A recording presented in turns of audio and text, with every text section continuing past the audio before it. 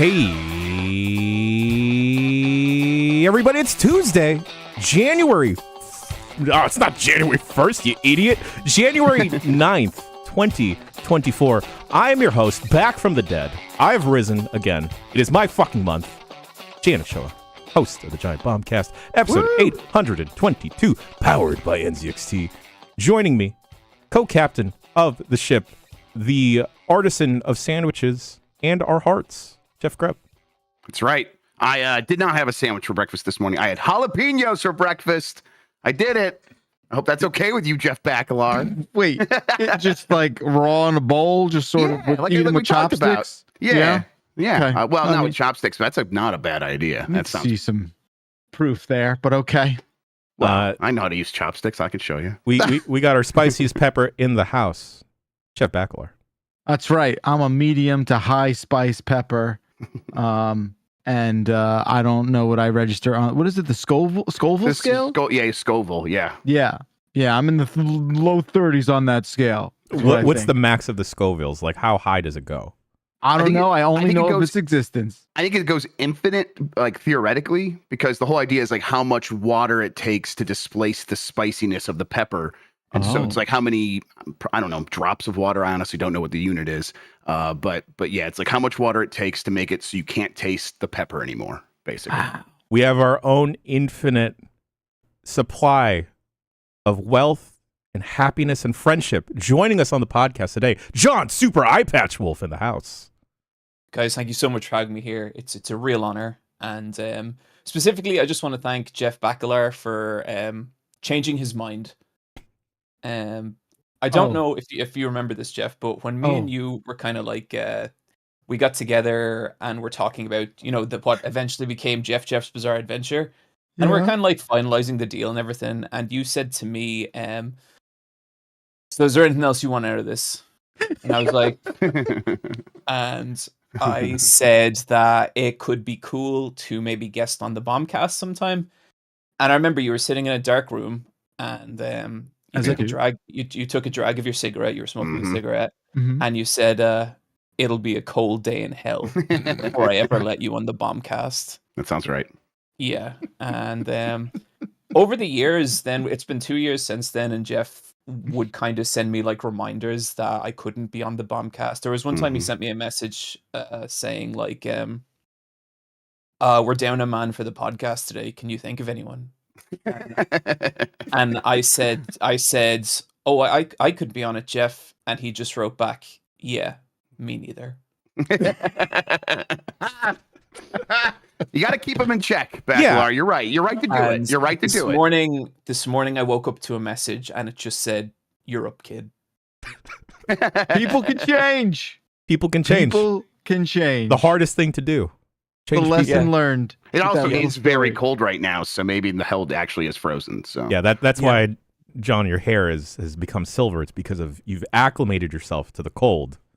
Yeah, it's cold in Ireland, let me tell you. My boiler broke down last night. But you know what? It's fine because we're here and we're probably going to talk about video games at some point. I don't know. I have a lot on my mind. We don't have to. Let me tell you. All right, folks, I caught COVID over the New Year's break, right? Why? I'm not. I don't want to say exactly why because it might give my location away. Anyway, Why'd you do that? You shouldn't have done that. Yo, I go to my doctor right after the holiday break for like a quick checkup. I haven't checked myself out in quite a while. And I go, yo, I'm planning on getting the flu shot. I should get the booster too, right? She looks me in the face, looks me up and down and goes, I don't know if you need the booster. And then lo and behold, a couple days later, your boy catches it. But anyway, I thought, oh, cool. My partner's gonna take care of me because she's also off because she's a teacher. You should pay teachers more. And then she's like, hey, to protect myself, I'm just gonna go to Lake Tahoe with the dog for 2 days. I mean, that's the move. Good on her. Yeah. That's the move. But you know what? Hell, Jan. Yeah. So in the Bay Area here in San Francisco, we often go to Lake Tahoe to see the snow. There was no snow. And you know what? That was karmic justice. Yeah. Everyone real happy with American healthcare telling us not to get booster shots. Maybe there's no way to know if a booster shot would have who knows had you avoid who knows this, apparently it's poo-poo water in the Bay Area specifically that's boosting the COVID rates. I'm not a doctor, I'm not a scientist, so don't quote me. No, that sounds exactly right. Well, I'm both. Poo-poo water. I'm both of those professions, and I'm gonna have to have a word with your primary care physician there. You could just like walk into a gas station and get a booster these days. You should have just done that instead. That's sick. Yeah, that's sick. I got them both at once. I mean, I was down and out for 36 hours, but like, I felt better after that. So, I got mine. I think it's helped me. I think everyone else got sick in my family because they didn't get it, and I didn't take them with me because I'm a bad dad. Whoa, that's peculiar that you were just like every man for himself in the Grubb household, right? Yeah, it's time they learned some personal responsibility. Now, I happen to be at the... learned about disease, son. I just happened to be at the CVS picking something up, and they're like, do you want this? I'm like, oh, okay, yeah, sure. So I just kind of walked in the room and it happened. Did they work at CVS? No, who knows what it was now that I think about it. Gentleman in a trench coat. Yeah. I got the tracker. Yeah. The 5G now. Yeah, they offer it like at the checkout line now. Like you don't even need to like sit down and have like a nurse stab you. You just like get it as your credit card's being verified. Sick. It's pretty sick. You just put out your arm and you're good to go. The other thing. I got one. Oh no, you go ahead, John. No. You're our guest, John. Yeah, you always win. Last time I was at a doctor, I was there for a different thing, and right at the end of the appointment, he kind of took out the needle and he was like, "Do you want one of these? Do you party?" And I was like, "A COVID shot," and he was like, "Yeah," and I was like, "Sure." And he just gave it to me. Yeah, interesting guy. So it's been a minute. It's been a minute, right, since I've been to the doctor, and you know how normally, at least here in the States, a nurse will do the quick pre-checkup and then kind of run you through the things.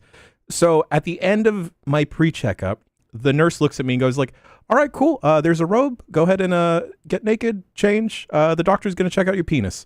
And I'm like, what? I just came in to check my hands.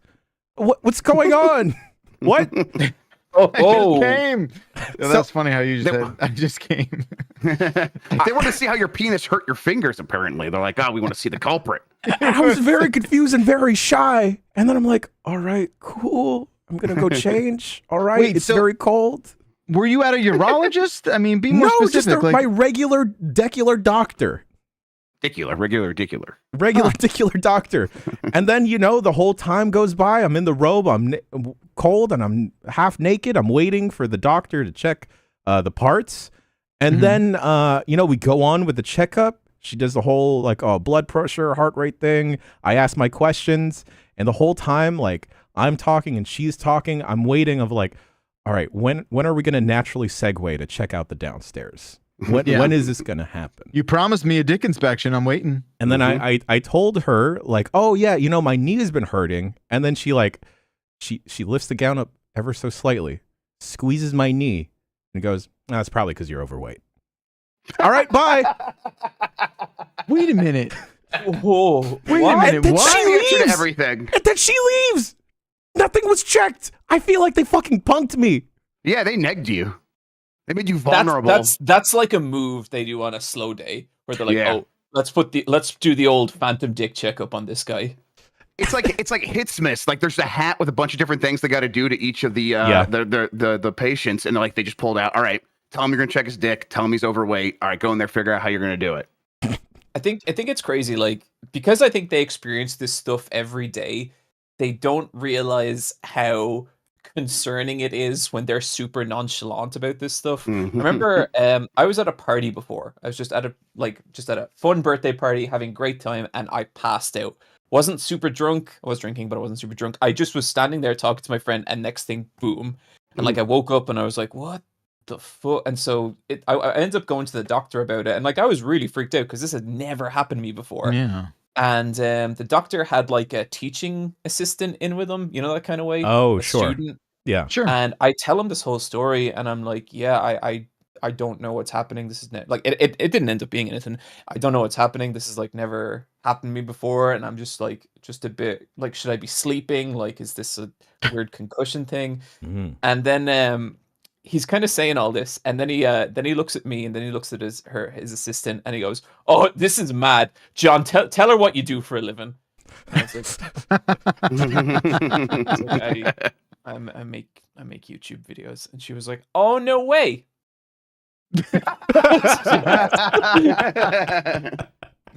Well, there's the problem right there. Oh, that's why you passed out. Oh, okay. All right. I mean, yeah. Bacalar and Grubb, I need to tell you all this. I told Emmy how Dylan has called us bad YouTubers. Many Of course. times. And now she has just taken to telling all of her peers and friends and students, "Oh, my partner's just a bad YouTuber." That's Oh, what the he does. virus is spreading. I see. You got to I see. correct them. Tell them that we're mid Twitch streamers. We're not even bad YouTubers. Are Come we on. mid Twitch streamers? We're don't mid. know. That's charitable. I don't know.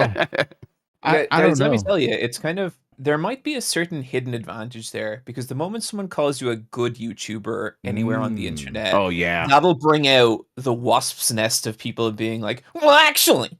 Yes. Yeah. Set the watch to the takedown video. Yeah. Yep, exactly. I Okay. see what it's done to you, John. So I take that a lot of salt there. That's yeah. Well, Appreciate gentlemen, I guess we should eventually, at some point today, talk about video games. Oh yeah. Okay.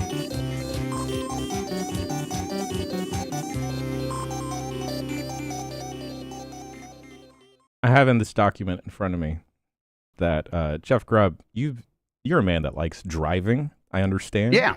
You like hopping in the truck, I enjoy it. the virtual truck even, and going for a drive. And it says here that you've been going on a Pacific drive. Yeah, I got the preview build for this game, and I've put in some time with it.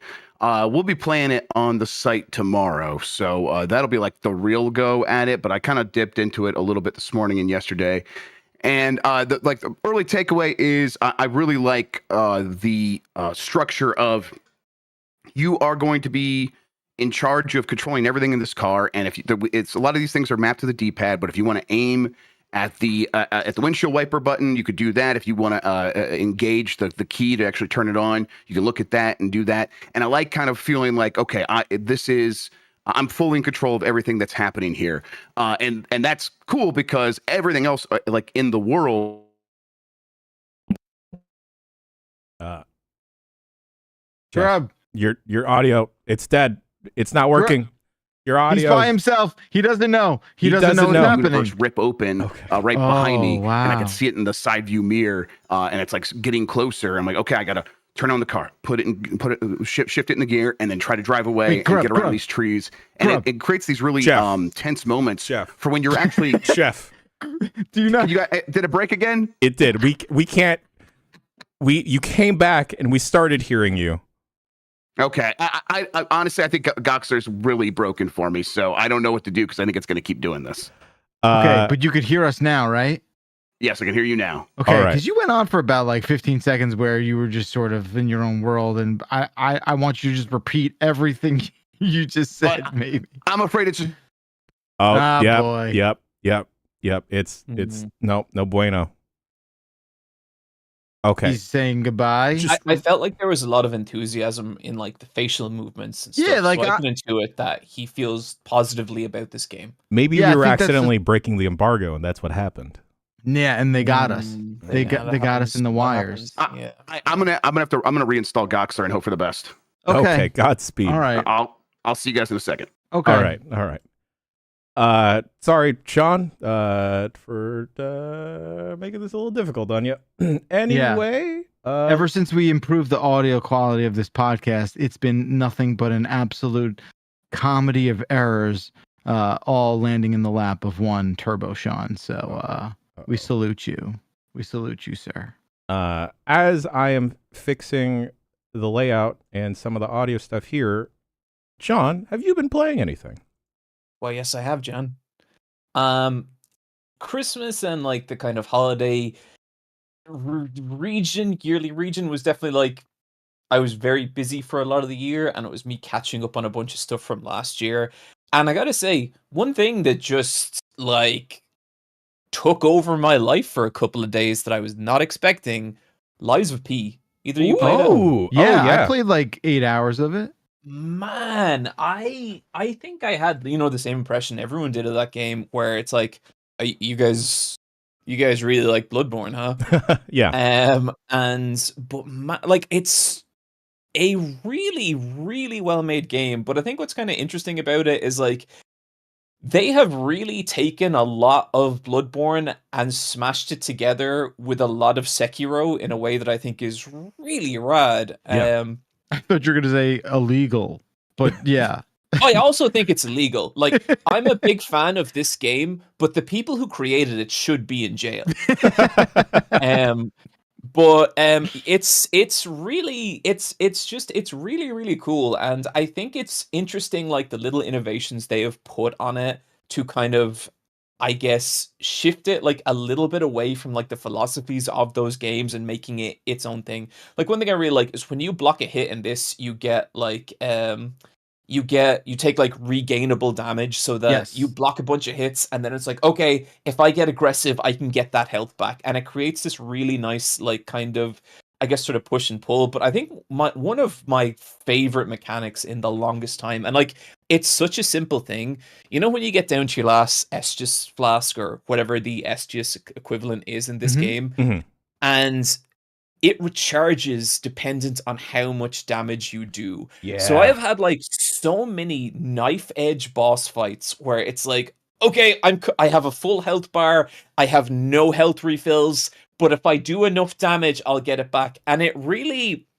I feel like it turns a lot of the fights from this feeling of repeating patterns being in, like, repeating a set number of patterns, waiting until this HP bar hits 0, to an actual kind of fight in a weird way, where like you're really struggling and you're barely scraping through, and it's fantastic. I think the whole puppet thing goes so much harder than I ever expected it to. Yeah. Like, I love that. Simply delighted by every new boss battle. Every new cutscene, I'm like, oh, look at this weird fucking puppet. What's this thing gonna do?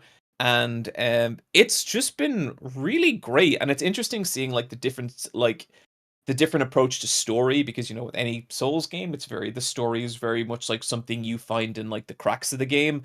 But in this, there's full on cutscenes. You're playing as a character who has relationships with other characters. Like, Pinocchio in this is a canonical character, and I've been really, really enjoying that part of it. Like, I had a boss fight where things didn't end decisively, and now one boss has a vendetta against me, and it's great. I do think when you're playing it first, it does feel a little strange, and I put that down to, it doesn't quite have like the FromSoft polish. It's like FromSoft have been doing this kind of game for I don't know how many years now, and so when you hit heavy attack, you feel every frame of that animation, and it feels so good to just like cleave into an enemy. Lies of P, I don't think it feels quite as good. The parry especially feels a bit weird. Like, you have to kind of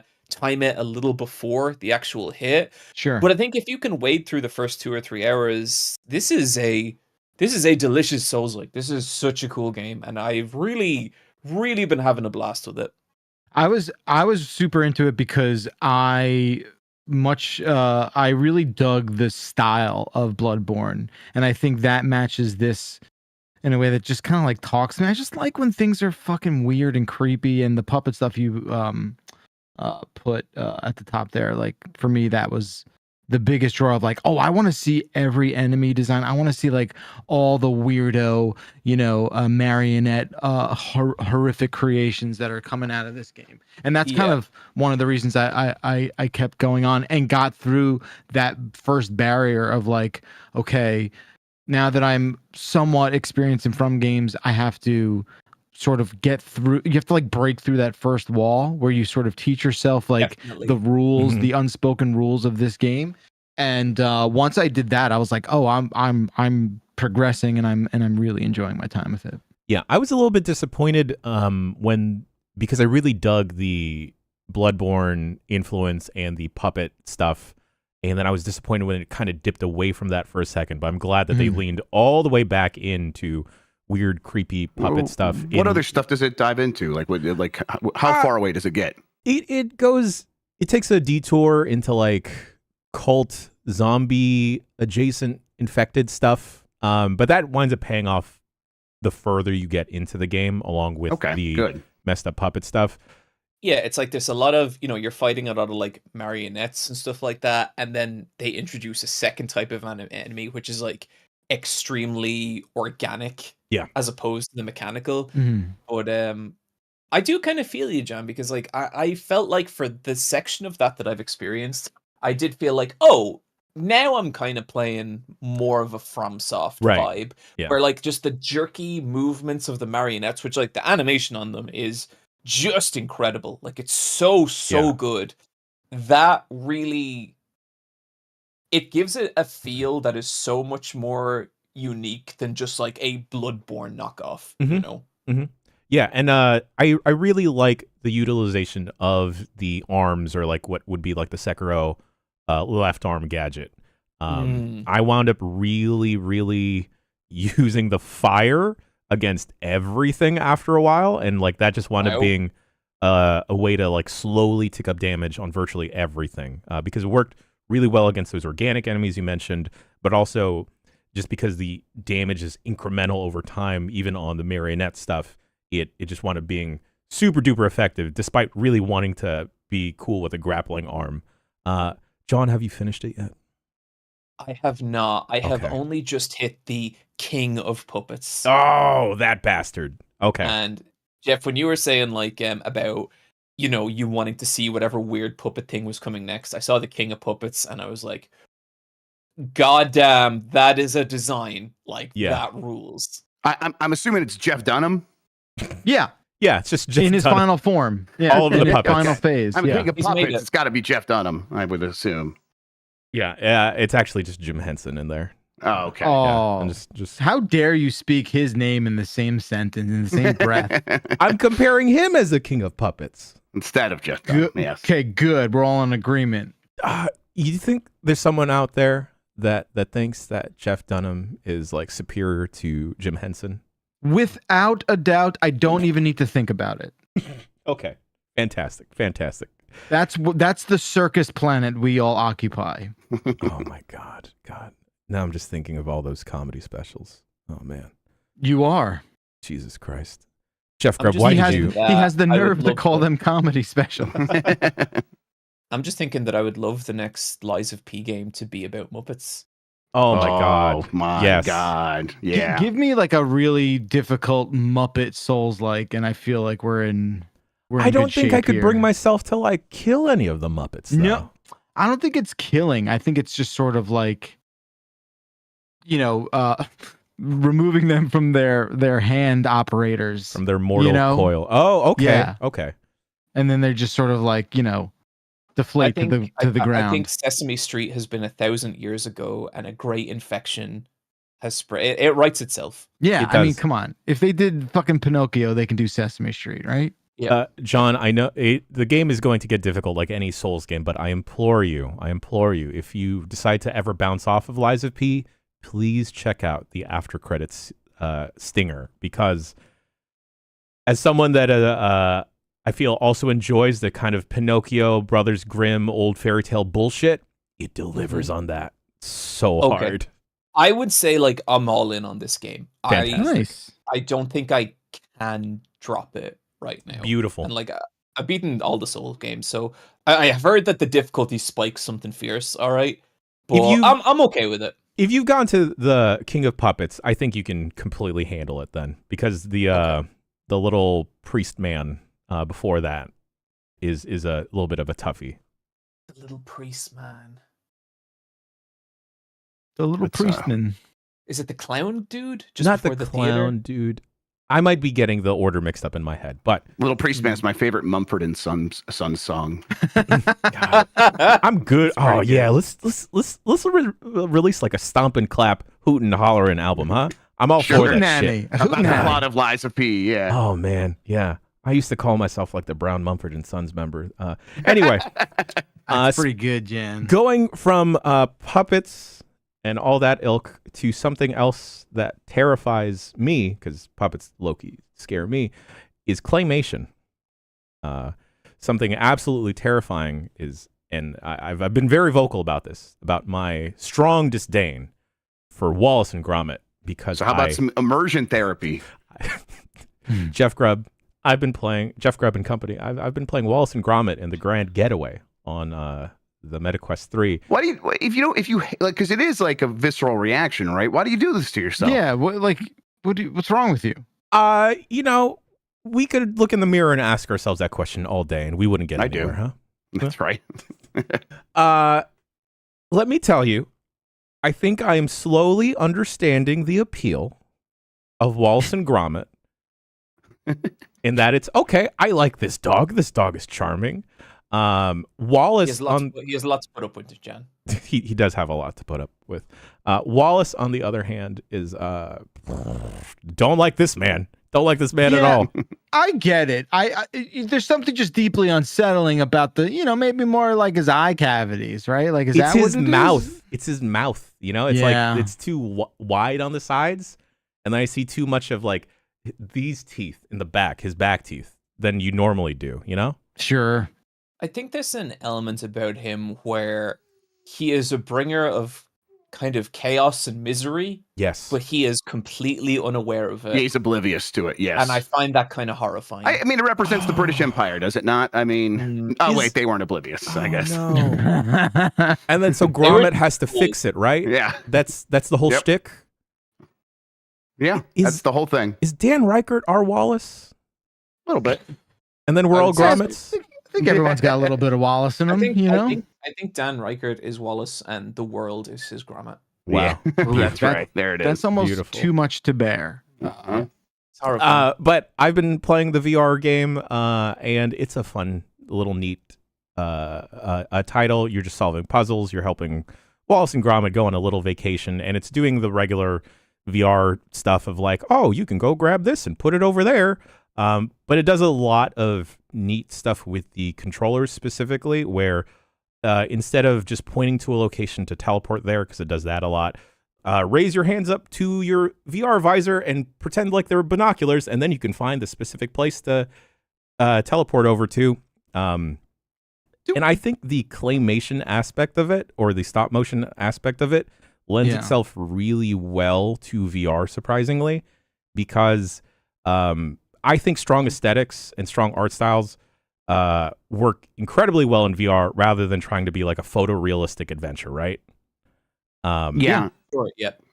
And here it's great because, like, you start the game and you're one of Wallace's contraptions, and your arms are just like little robot spindly arms with springs, so it makes sense as to why you can stretch them out and stuff. And then you eventually are like take over as Gromit, and you're looking for a bunch of crackers for a good 5 minutes.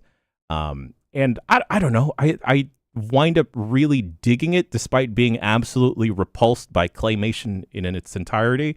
But being immersed into the world, maybe immersion therapy does work. They also have like a neat little side mode that does the pass-through that a lot of MetaQuest games are starting to do, where they'll scan the room and then, oh man, here's like a bunch of toasters popping out of your actual walls and door frames. And then you're just shooting jam at a bunch of pieces of toast. Yeah. I want to play this game really badly. Do I have to buy a MetaQuest just I can't play it on anything else? It's a MetaQuest title, I think. So it probably works on the 2. Do you have any MetaQuest? No, I don't. They're not just, I don't just walk around. It wasn't an accusation. He's just asking. Yeah, no, I know. I know. You're right, Jeff. I'm sorry about that. Also, if you're about to say they don't just hand them out, they literally just handed one to me and Jan. That's literally what happened. You got it. You got a person? Yeah. We can get you a person. All right, I'll play Wallace and Gromit, do claymation things that don't require. It's really charming though.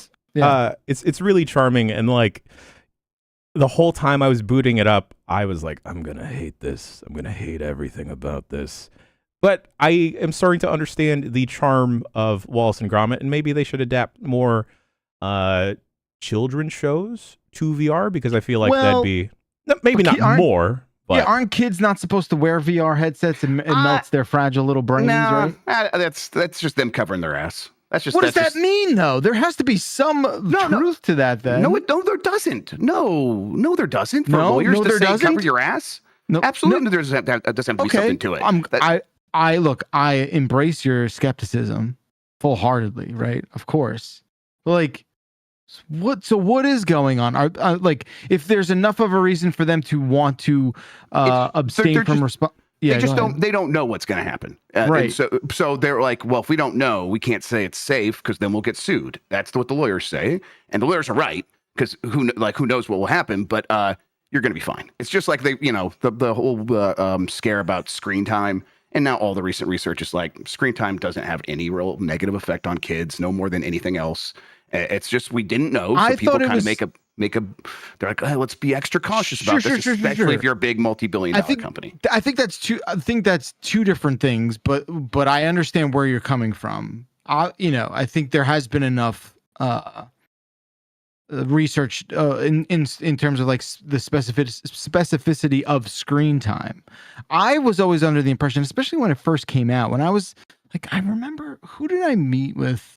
I was back at CNET where someone was just like, hey, just make sure you're 16 or over playing this. And I'm like, it just, I don't know. That resonated with me in a way where I'm like, oh, this could kill a kid. Obviously, it couldn't. Anything could kill a child. Yeah, of course. And obviously, I'm not like the pearl clutching parent who's like, oh my sweet Johnny. The Quest 3 is going to be like one of the better ones because it's just the tracking's so good, and it's not gonna. And that's the screen is really nice on the eyes. Like I don't get too strained using this, Jan. I don't know about you, but I've used it for some pretty long stretches, even like right before bed. And I take it off, and I don't feel like I've been staring at an LCD screen 2 inches away from my face for the last 2 hours. I'm just like, oh, okay, no, I'm good. I can go right to sleep. So it feels like the comfort level in terms of the optics is the best it's ever been, which is why most of my concerns around that have completely gone away.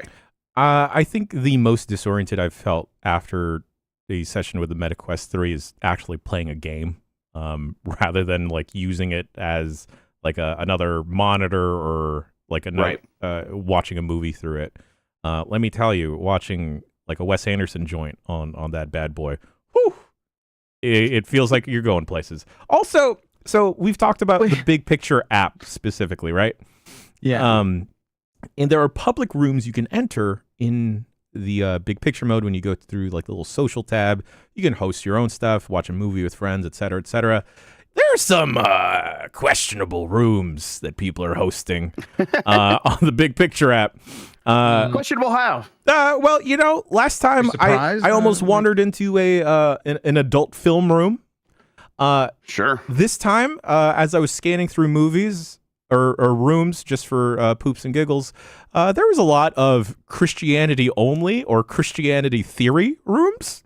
Well, that's the only place Christianity can enforce that. Can survive is in VR. Wait, how do they enforce what?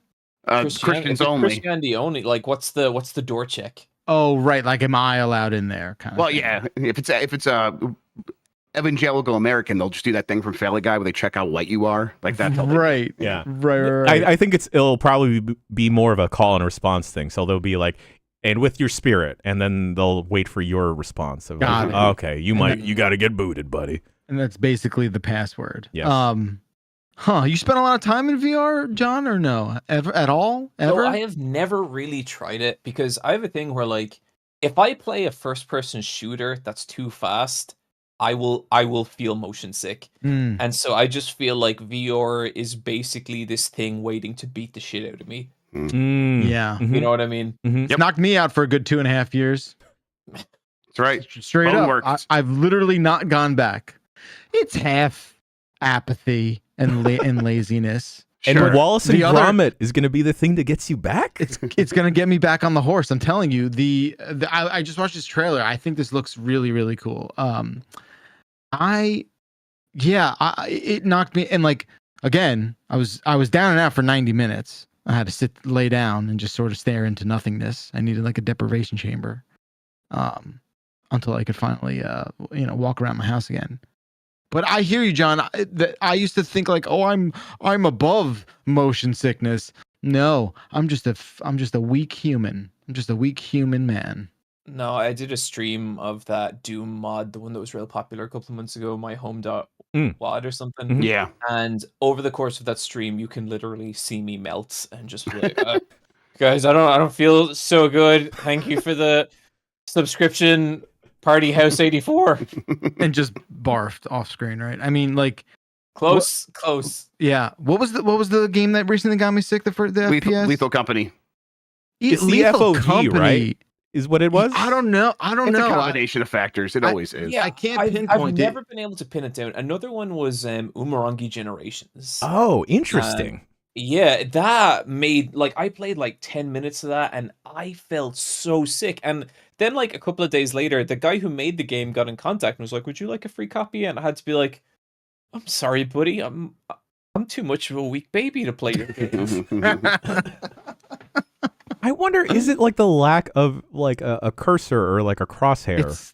I don't know. People told me it's head bob. They told me it's like, and Lethal Company's not VR. It's like a regular FPS. Like, I don't know. I don't know what it is. I did feel it.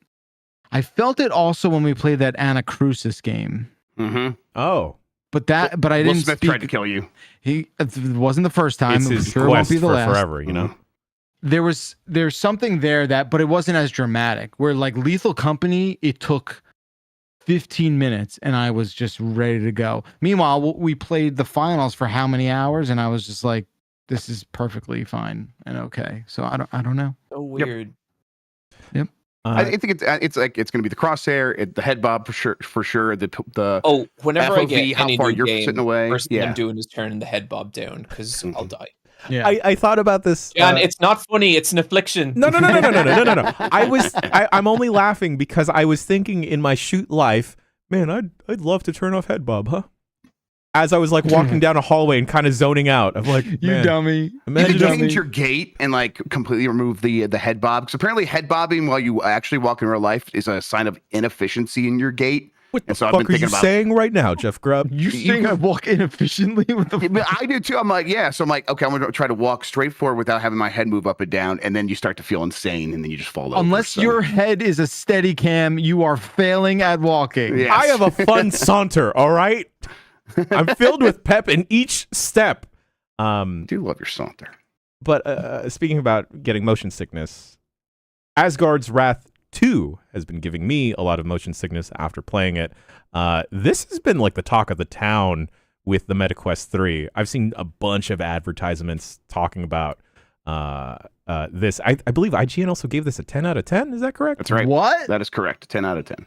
And is that the first VR game to get a 10 out of 10? Maybe I bet Alex. Half-Life Alex got it. Yeah, I bet Alex got it. Yeah. Yeah. But Asgard's Wrath 2, I haven't checked out the first one, but let me tell you, they just made another God of War, and it's not God of War.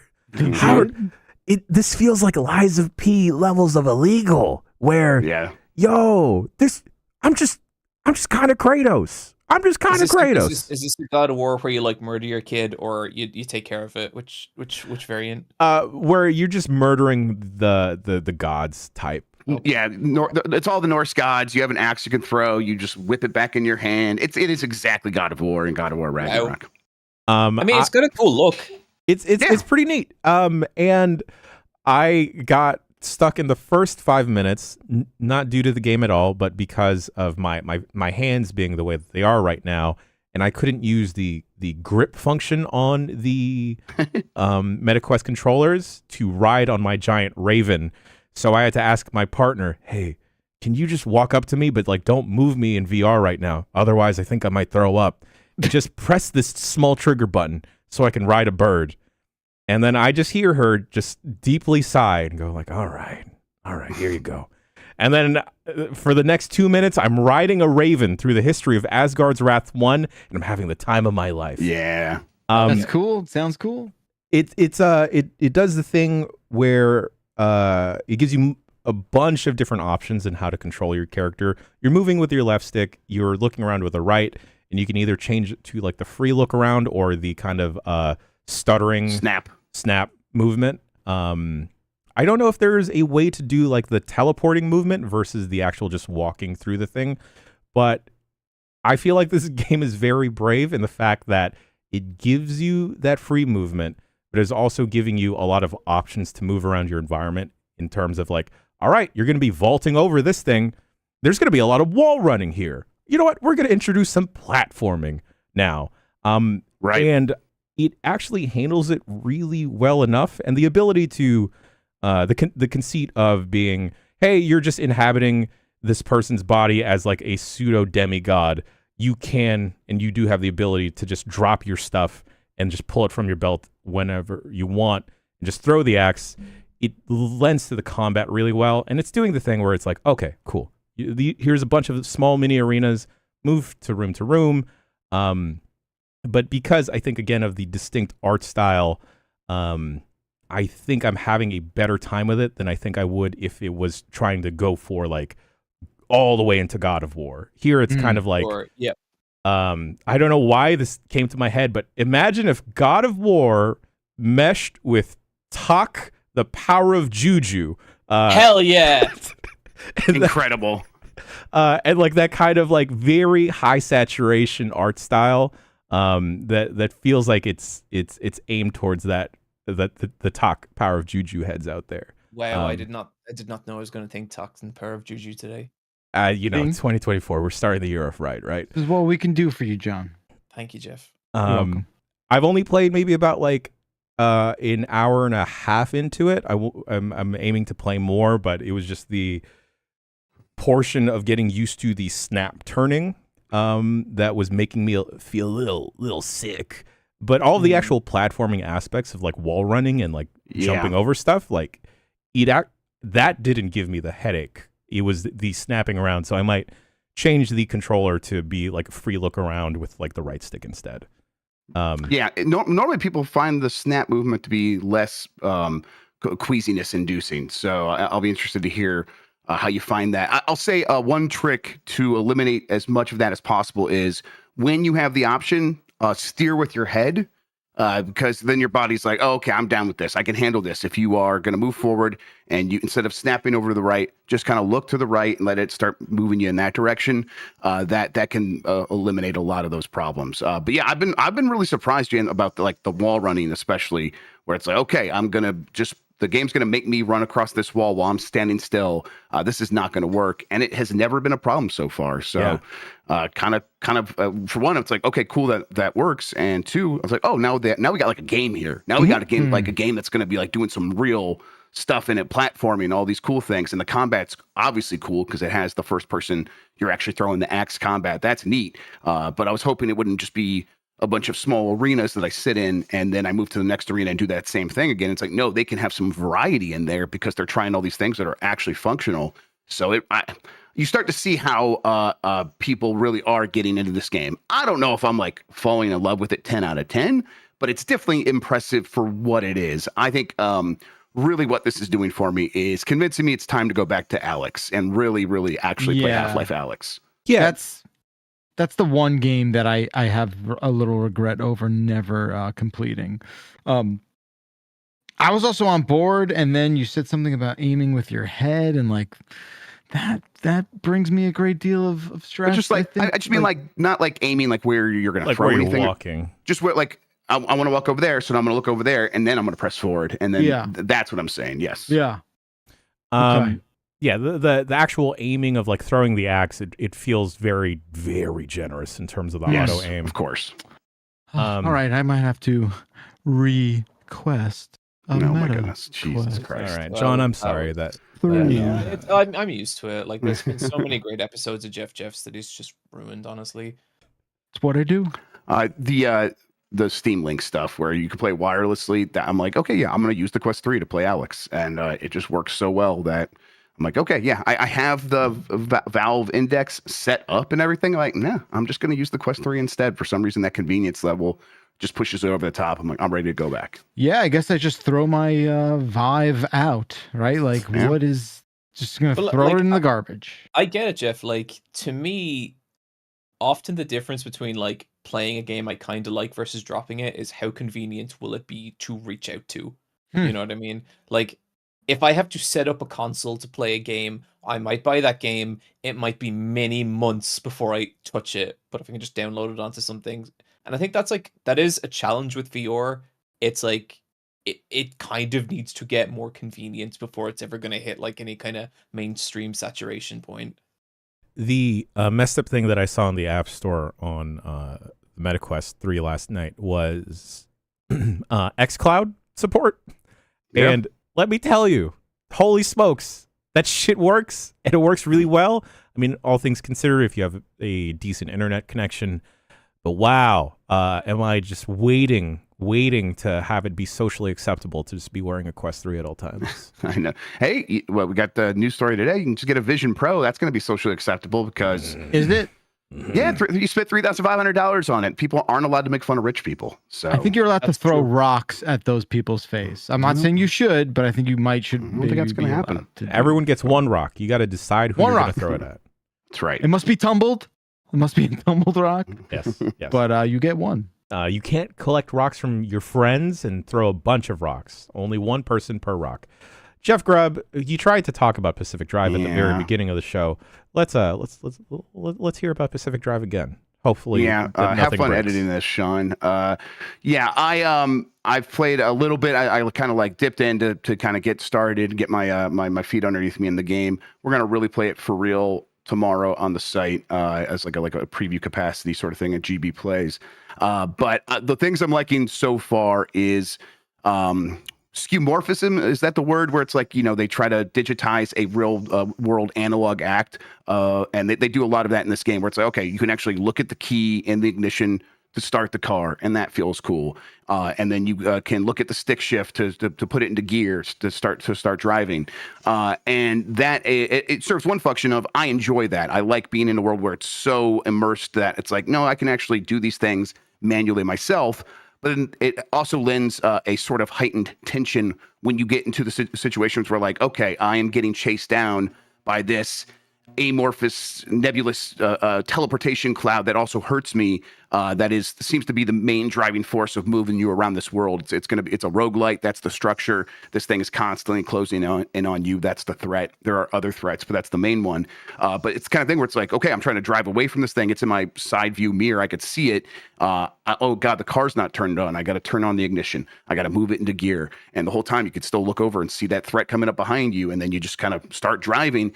And it really creates these neat moments where you really feel the scariness of this thing coming to get you. In terms of like the play structure, it's like I'm still kind of like feeling out what the loop is going to be. It's every roguelite can be very different. I'm curious to see how they make the car feel different from run to run. I think that's going to be the real key to whether or not this game works for me or not. It's like, okay, the car can get wild powers, and in one run, it's like, I don't know, it was like jumping or hopping. I really have no idea what to expect. But I get the sense that they've really thought about the way the car is going to feel like a character, because the driving is very forgiving. It's very easy to move it around the world. And then, occasionally then it'll still feel like a car. When you like really pick up speed, that momentum really carries you forward, and you're like, oh my God, I like ran into that tree without expecting it. So it's like, okay, they're setting the pieces up for me. It's really just going to come down to how that loop works. And I expect we'll be able to get a couple of those in tomorrow. So I'll have more to say next week for sure. I do like the ability to take a banged up junky ass car and just drive it up a hill that it shouldn't go up. And then, through sheer pure will and belief, it goes up that hill. And it's got a great like look and style with like the Pacific Northwest. And that means, of course, it's raining, so you could turn on your windshield wipers, and that also is something you could do manually, or it's mapped to the D-pad as well. And just kind of driving around in this spooky exclusion zone by Mount Olympia in Washington. It's really neat. I'm digging everything it's laying out in front of me so far. Cool. I've been looking at this and definitely keeping it on my radar. I'd love to try out this preview. I will do that at some point, hopefully this week. Yep, sounds good. Jeff Grubb, you also put here Cobalt Core. Yeah, this is one that Dan talked about last week, and he described it as like FTL and Into the Breach, and it is all those things. Some of my favorite things you could tell me about that a game is similar to. it even looks in terms of not just its visuals, but in terms of like its font choices, looks very Into the Breach in FTL. Which I think they did that consciously to speak to that audience and say, hey, we are making a game for you. And I think it does a really admirable job of establishing its own identity while also still being kind of one of those. So you're going from node to node. You are like, just like an FTL, like saying, okay, now I'm going to try to get over to this pathway because I want to get to that thing. Hopefully I can buy an upgrade there and that can carry me in through the end of this run. The actual moment-to-moment gameplay, Dan described it, but it's like, it's a ship battle. But in the same way, Into the Breach is like an abstraction of kaiju and mech battling. This is an abstraction of ship-to-ship combat. You're just kind of moving, you're sliding back and forth, left and right, and you're playing a series of cards that you're getting hand-to-hand, and you are trying to just play those cards the best you can to take the least amount of damage and do the most amount of damage. That means powering up your shields or moving your ship in such a way, playing the luck of the cards. So it's like, okay, I'm going to move over to like 2 spaces to the left, do an attack, and then hop 1 space back to the right. That's what this card does. I'm going to lay that down. And now that I've done that, I did, that a little bit of damage to that other ship. But now the line of damage it was going to do, because like Into the Breach, you can see what these ships are going to do beforehand, is lined up with the part of my ship where I put like a little gap where it's just scaffolding. So it's going to go right between the parts of my ship where it could do damage. And you feel really smart in instances like that. I love feeling smart. Right. And that's the best part of Into the Breach is like, oh my God, I thought about it. And there was a way for me to do damage and not take any damage and making you feel smart every turn when you finally discover that, when you're like looking at it for like 10 minutes, is really cool. So it's got that going for it. I don't know if I love it as much as Into the Breach or FTL, but it's definitely like playing in that space well enough that it deserves to be mentioned alongside those games. I can't help. Jeff, one of the things I loved about FTL was like the you're playing it and you just get all these weird scenarios and stories that come out of it, like you dying of oxygen alone with your weird space dog right at the end. Yes. How is there much of that in this game where it's kind of like, I guess kind of like weird emergent stories? I don't know how emergent it is, but they definitely have these characters that Dan left out that they're furries. So it's a furry game, which I love. Give me furry games. That's fine with me. Oh, he knew that out. He knew. He knew. I actually don't know how much Dan knows about That's furries. right. To completely take that back. Good point. We can research that one day. But they definitely are trying to like have like an overarching story. Like in one of the runs, I met a future version of myself that, of course, had an eye patch and had all this battle damage, and they were the evil version of myself. I think they're going more for like the Hades style of storytelling than the necessarily like the emergent FTL style. Although there's definitely emergent moments, but it's going to be like, oh, I was in this battle and I did this thing and that was cool. It's going to be along those lines. Okay. You mentioned the furry aspect to this game, Grubb. Always. And I think maybe you and Dan might like Fuga, Melodies of Steel, where it's nothing but furries. And then if you do really poorly and need something to save yourself, you can put one of the furry children, put in the spirit cannon. Yeah, just stick them in the oven. Yeah, and then, they'll die, but you'll pass the mission. It's great. Sure. All right. Sacrifice some furries. Exactly. Saves lives. Don't take your furry friends and sacrifice them. And I don't mean your pets. I mean your friends that are into furries. Yeah, don't kill your pets. Kill your furry friends. Yeah, okay. No game of the week this week, but has anyone else been playing anything they'd like to chat about? A little chitty chat about. No, I've mostly just been helping out the kid play games a bunch. Like she's been playing a ton of Mario, a ton of Astro, and so it's like a lot of my day is like, hey, I need help with this. I'm like, okay, and then I end up playing like a half hour of these games still, and I like that because like I want to be playing these games anyhow. I think about them a lot, Mario and Astro and Spider-Man, and so it's like having a reason to hop in. It's almost like gaming TikTok, where it's like instead of like sitting down to watch a show, I'll watch 10 minutes of TikTok videos. It's like, oh, I'm going to play 10 to 30 minutes of this video game like in the middle of it suddenly. And there's something about that. I wish there was almost like a WarioWare for actual video games, like a service that just takes little segments of games and hands them to you and lets you play them in little chunks. There's something there. That'd be cool. I've been playing too much of the finals. No, there's never too much. I mean, I just feel real icky about the AI voice stuff every time I boot it up, but then I have so much fun. I have so much fun playing the finals, and I won't stand for the slander that the internet is trying to put out that the light class is useless. Is that a conversation that's attempting to be made? It's a conversation that's being that's attempting to get through, but I'm not having it. Let me tell you, I'll zippity doodah through a fucking window, unlock the vault, grab the vault, and run all the way across the map for the team and start cashing out. Let me tell you, it's great. Also, the heavy class, if you've only touched the finals ever so slightly, the heavy class almost has like a body slam ability. The Q ability where you're running through and you Kool-Aid man through the walls. If you jump up and then activate it, you destroy down. Neat. And there's a lot of cool. There's a lot of good synergy there of like, hey, maybe you were the medium class, you throw out a jump pad to give your whole team some verticality. Your heavy will jump on the pad and then slam down on the team trying to cash out. It's absolutely fantastic. Does he like, if he gets up really high and does it, does he like begin to have friction with the atmosphere and catch on fire? No, that's coming in a patch probably. Okay, good. That's season 2. I really love this game. I go back and forth with controlling it on a controller and then mouse and keyboard, and I really want to. I think I have to like put in a little bit of work to get it to play exactly how I want it to with mouse and keyboard. I'm just not there yet. I think there's a couple things on controller that handcuff you a little too much, where you could like really make it work for you with the right kind of layout and binding on keyboard. So we're just like flipping between those two things. But yeah, I really really dig this game. Are you guys solo queuing? Oh yeah. Okay. I don't have friends. Yeah, me neither. That's why I asked. I only play games with people when it's work hours. Yeah, I gotta be being paid, of course. Yeah. I tried to play with my normie idiot asshole friends, and they were like, they dug it. But like they just can't commit to anything. Like everything's too new for them. They're such whiny little bitches. I hate them. But yeah, maybe like one or two of them will stick around because you only need 2 of them.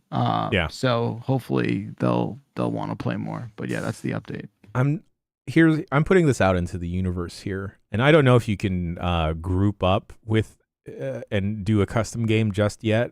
But imagine. I think so. Yeah. Imagine down the line 3v3 in that super cash out mode. I forget what it's called. Yeah.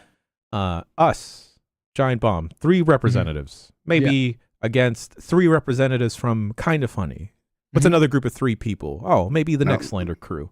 Oh, one more group of 3. I don't know. Maybe we go against Remap.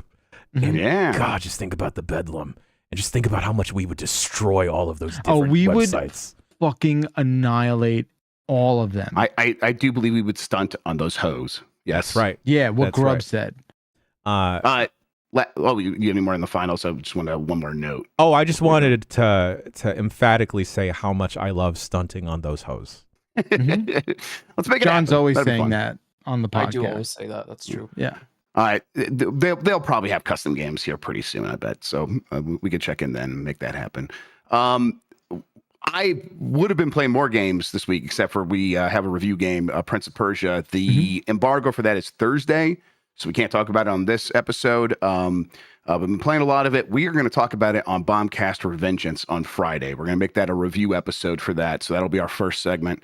A lot of us have been playing. I think a lot of us will be in there talking about it. So look forward to that. You're playing it, no? Oh wait, did I not send you the thing? Oh God. I'm sorry.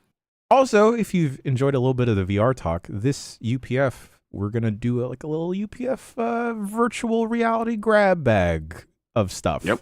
Dumbass VR bullshit or whatever we called it. Yes, I have a MetaQuest 3, Grubb does, Dan, and so does Nikki. So tune in for some shenanigans. If you're watching live, we'll see you. Can I trade you a MetaQuest for a Prince of Persia code? After Friday. Folks, we're going to take a quick break, and we will be back with the news after this.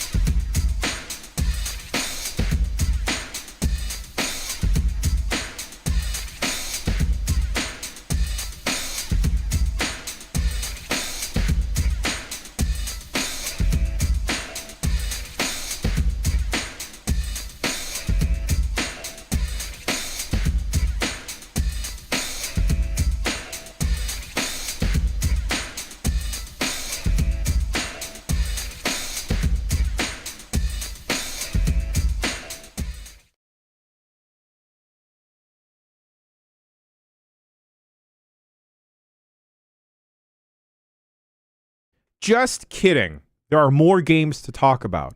Those games are going to be talked about, and we're going to discuss them with John, Super Eye Patch Wolf. Okay, so I've been playing a game called In Stars and Time. Any of you heard of this? No. I saw you playing a little bit of it on your Twitch stream, I believe. I think that might have been someone else. Okay, you weren't streaming this one. Okay, Different wolf. Wow. Okay. Wow. There You- are a lot of all wolves wolves look on the Twitch. same to me. Okay, yeah. That's fair. Okay, so this is an interesting game. So the whole idea behind it is like it's kind of like the last 10 hours of an RPG. So when you start, your characters have all already met, they've all formed their little party, and they're all basically in the town before the final dungeon. And they've all like established their little relationship and established they're making references to all the stuff that's happened in the past. And I kind of have to spoil a little bit about it to just convey the basic premise, but it's all pretty early game stuff. It's basically like you getting to the final boss with these characters and getting your shit rocked, and then time starts to loop. So it's like the final day of an RPG and you're time looping over and over and trying to figure out how to beat it. And there's a lot of cool stuff about this game. I really love the art style. The art style is like somewhere between like a Studio Trigger Gainax thing and Steamboat Willie. It's just got this Timely. really beautiful, and like it's all like, this is a small team. It's not like there's very little animation or anything, but the character portraits are they're just gorgeous. Like they're so lovely. And you're kind of like, going through it and you're engaging in these turn-based battles, and it's got this kind of like, the elements in it aren't like fire or ice or anything. It's rock, paper, scissors. Oh, fun. And you have to look at enemies and discern what type they are based on their hand positions, and it gets kind of tricky and kind of fun with that in some weird ways. And it's a very cute game, like it's got some real, I don't want to invoke Undertale. Okay, but be careful. If you're someone, hey, look, and just to be clear, I am an unapologetic Undertale lover. Sure. One of my favorite games ever. But it's definitely, I just don't want to be reductive when describing this game, but it's definitely like swimming in those waters, And the way the time looping mechanics kind of play into it is that, like, say you'll be walking down a hall, and next thing a boulder crushes you and kills you. You automatically loop every time you die, and you get to choose which points in time you go back to. And it's like, it gets kind of interesting with that. Especially in terms of like, fuck, what do I do differently now to beat this boss? I think it's a cool game, but I also find it's kind of one of those games where sometimes I think I find myself wanting to enjoy it more than I'm actually enjoying it. Oh, sure. That kind of way. Yeah. Definitely. Yeah. Just like a lot aesthetically and in concept, I really love about it. But I think for me, two of its big problems are the time looping. It sort of feels quite clunky to me in that you're not actually making decisions about what to do differently, at least not at the stage where I'm at, and I'm about like 5 or 6 hours in at this point. And it's more like you're not really making any like mechanical or gameplay choices. It's just you are moving forward in the story, and the story just happens to be going backwards, that kind of way, which I was a little disappointed by. But then as well, what it results in is a lot of very repetitive sections. So like, you'll go to a floor in the dungeon, and there's certain things you can do to alleviate it, but you will find yourself having to find the same keys on this floor, having to fight the same boss battles. Oh, okay. And it's like, oh, this, like, the battles are, they're kind of fun and like they're kind of interesting, but I'm not sure they really have the depth to support that repetition. And then on top of that as well, the writing is cute and the characters are great. The characters are why you are playing this game. You play like just like a bunch of little dudes, and they're really fun and they're really cute, but I think the team who made this is obviously like very passionate about them, but I think sometimes that manifests in like the dialogue just going on and on and on. Sure. And sometimes it'll be like, oh, I'll click on this suit of armor, and then you get a very long exchange between your characters, some of which are great. Like the game has got a few laughs out of me. Like it's definitely done that. But then sometimes you're kind of like, I really just want to progress this, and this is taking a long time, Huh. That's it's interesting. It seems like a really tremendous overall sort of effort with a couple things that maybe need to be refined, which is what you sometimes just get with like a small team, right? Where it's like, yeah, for sure. And like, I'm going to keep going with this game, and like I might turn around on it dramatically. Sure. I might be like, oh my god, they have totally justified everything they've done. They've paid this off so well. But it's also like, outside of my own opinion, I can tell that this is a game people really, really give a shit about. And so like, if the positive parts I've highlighted sound like they're your thing, I would really encourage you to go try this game, because it does have a lot of cool shit going for it, and I really want to be run over by it, and there's still room for that to happen. Cool. So yeah, it's cool. I have my problems with it. It's a cool game. It's got an overwhelmingly positive on Steam.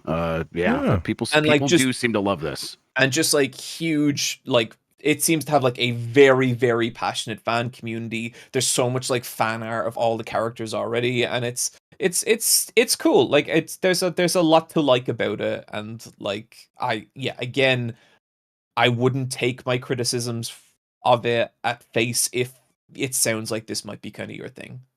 I'm a sucker for anything in black and white, so I think I might check this out. Oh no. Thanks a lot, John. I get real kind of chicory kind of energy from it. Like it has that bounciness to it, you know? Mm-hmm. So I think you might dig it, John.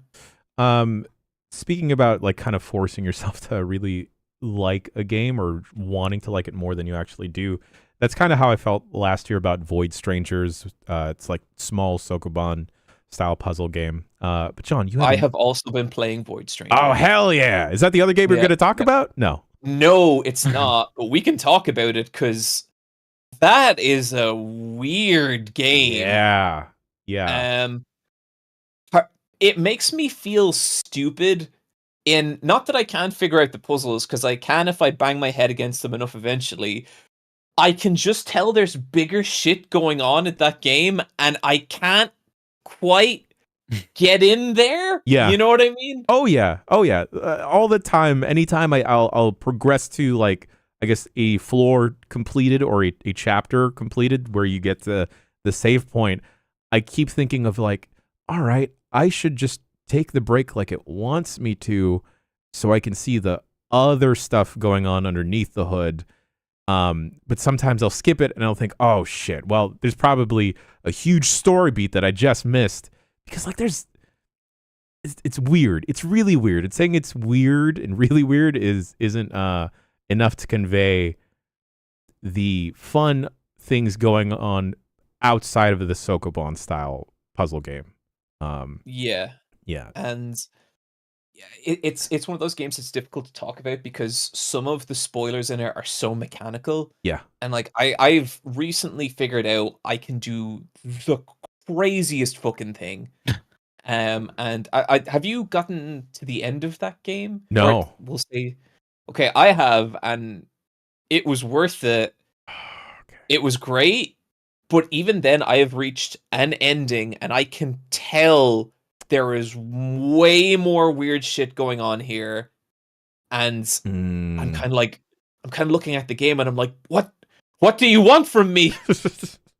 I can only move a block back and forth so many times.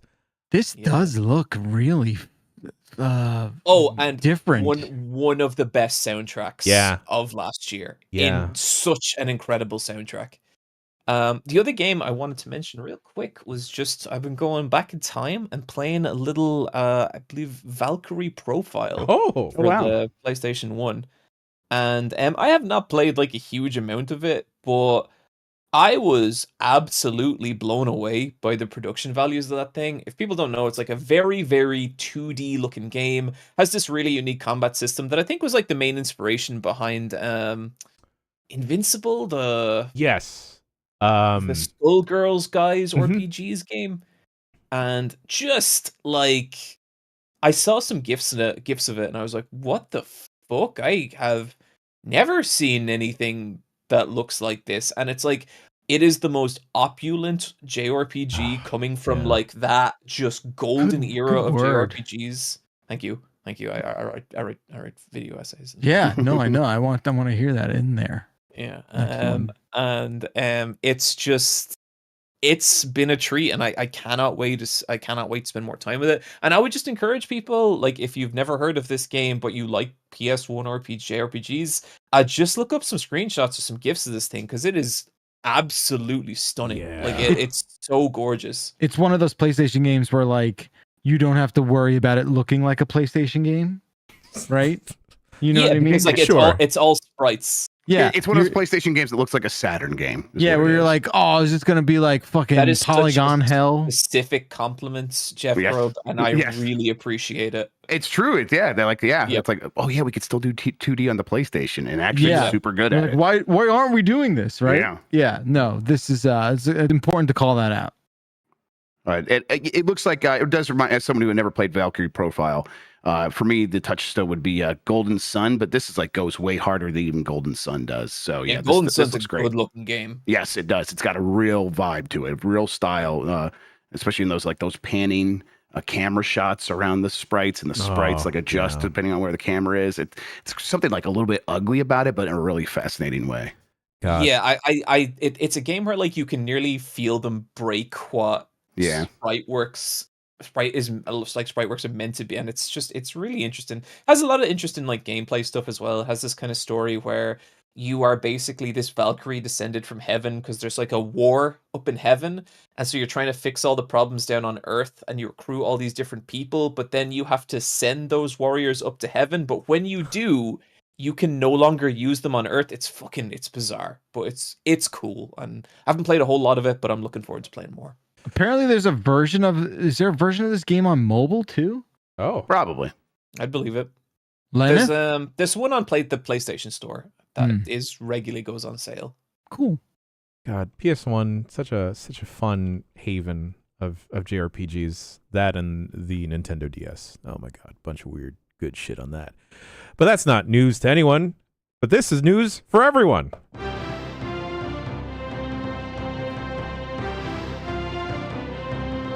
Quick question. I don't know if this is coffee or wine in this mug. Wait, or jar. One way to find out. Yeah, you have to sippy sip. Okay, you smells like smelling. It smells like an alky bev. You got jar wine? Yo, I just moved. I don't have glasses of wine or wine glasses. Like pouring out ball jars filled with nails and being like, I guess this'll do. Yeah, that'll ferment. Yeah. Can coffee ferment? I think it just goes stale. Yeah, because there's a lot of acid in there. Maybe it wouldn't kill. Maybe it would kill a lot of the bacteria, so it'd have a hard time fermenting. Don't let your coffee ferment. If that starts happening, just throw it out, Jan. Coffee can mold, I think. Oh, everything can mold. Yeah, but I think like before any of the good fermentation, it molds, and then it's just like garbage. Oh my God, I don't want to. I know we're about to jump into the news section, but derail. It's just, oh man. All right, so I really like cottage cheese. It's no secret. I didn't know you were going to derail us that hard. Okay, well, you're talking about something going. You're talking about something going moldy. And winter break happens. Things get left in the back of the fridge, and of course, before you know it, you got a tub of cottage cheese that's getting ideas of its own and trying to, escape. Have you guys seen that Cowboy Bebop episode yet? Yeah, exactly. It's like the lobster. It's like the lobster tail in the fridge on the Bebop. There you go. This was so deeply upsetting that like I went and grabbed a mask because I like accidentally opened the lid and just demons escaped, like a la Ghostbusters, where you're just like, oh, they're in the atmosphere now. Oh, we're in for it. That kind of thing. Woo! It was from like Thanksgiving or something, which is not that long ago, but still. Cottage cheese time.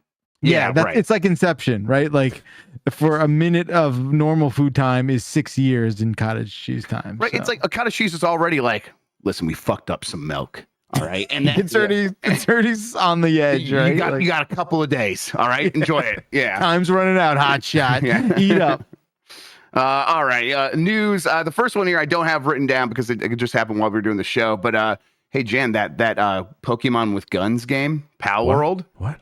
That Pokemon with guns? Yeah, what if a Pokemon had a fucking gun? Well, guess what? We'll find out what that means on January 19th when Palworld comes out. I think this is also the one that had like cows on conveyor belts. It is my month. I can't. January, everybody. It's Jan's time. This game, we'll check it out. I mean, because honestly, I remember the trailer for this being so buck wild that even when I saw the Pokemon with guns, I'm like, I still like don't know what's going to happen in this game, so we'll figure it out for ourselves. I am seeing a yellow Totoro with a minigun, and were I them, I think we got a bit of a Lies of P situation here, where they're going to go to jail for this. That is just Totoro. It's only a case of when. Well, I will pay the bail. To get them out? Yeah, Really? You'll be a partner in crime. Listen, they didn't go to jail for NTSC World. They're sure shit not going to jail for Palworld. Format That's 2 for 2 this week, motherfucker. Your jokes are 50 hertz. Oh my god! Wow, that was good. Redemption joke. Yeah. Oh wait, all right. Real quick though, the last game I've been playing, and I'm not happy about this. You have to play music. Okay. What do we got? I re-downloaded Pokemon, and then To play the DLC? no, fuck that. I'm not interested in that shit at all. Just to play competitive Pokemon. What the hell, okay. Jan? So look, Jan, you know, I downloaded. I don't know why some you go to team these codes. meetings if you're just gonna relapse. Okay, what are we doing? Yo, okay. I just thought of the stupidest fucking team in the world that isn't on the meta, and I just need a really fast Dodrio. Anyway, Jeff Grubb, go on. Jan, All I'm right. sorry. I'm sorry to drag you into. No. What could you just give us a 20-second? What's the current Pokemon meta? Okay, so the current Pokemon meta, just use all the legendaries, is basically it because of the current rule set. But if you want to be dumb and stupid like me, you go get the weird little freaks. Actually don't. But you get the weird little freaks and the Gen 1 freaks. So the thing is, Dodrio is a very fast bird and can set a lot of... Oh, we all know that. Can set a lot of speed-based stuff. So you get that bad boy going, and then everyone's like, what the fuck? Why do you have that out? You Tailwind, you get a... fuck, what is it called? It's the item that... you basically, John, what you got to do, you got to pull out Gen 1 strategies on all these hoes that are thinking like, oh, I'll just use my gold dango and then my iron hands to do this and follow me and Landorus Therian form. Fuck that shit. Get your old weird three-headed bird, have it set Tailwind, have it have a focus sash, and you struggle against these hoes. Hell yeah. A gold dingo ate my baby. Sorry, I couldn't get that out of my head. Could not get that out of my head. All right, I'm going to get us back on track here and far away from Pokemon, at least for now. Xbox and Bethesda Developer Direct event has been confirmed for January 18th. Xbox and Bethesda will host this Developer Direct on that day.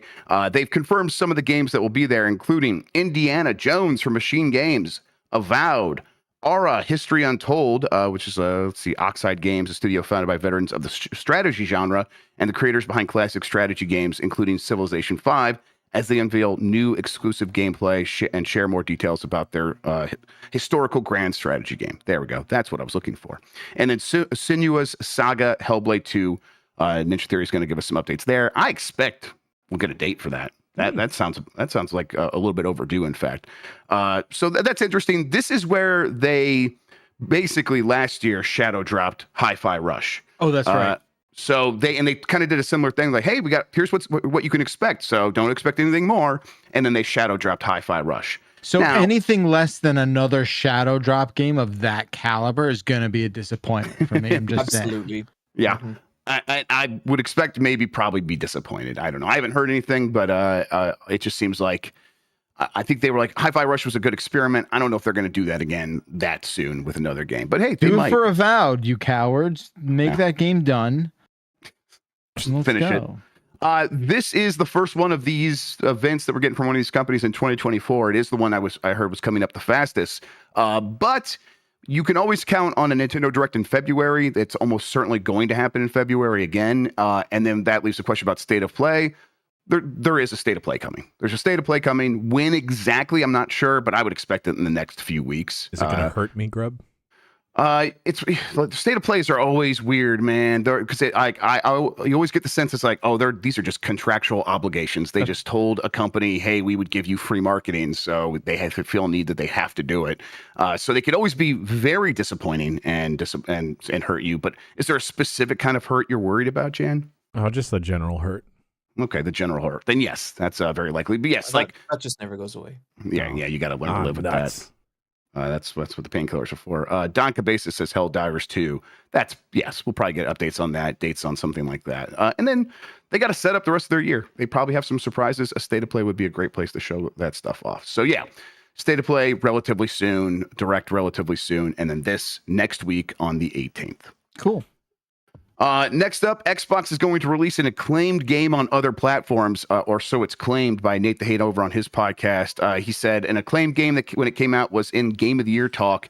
He didn't specify. A lot of the speculation has pointed toward Hi-Fi Rush, potentially coming to the Switch, maybe to PlayStation.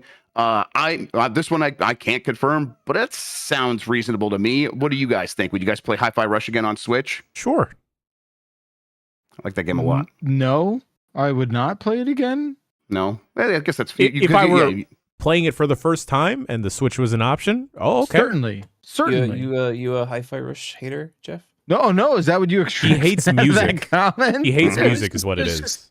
Yeah. No, I enjoy music and I enjoy Hi-Fi Rush exclusively. I think I just don't need to play that game again. I think it maybe outstayed its sort of like one trick pony welcome with me. And no, that's not me.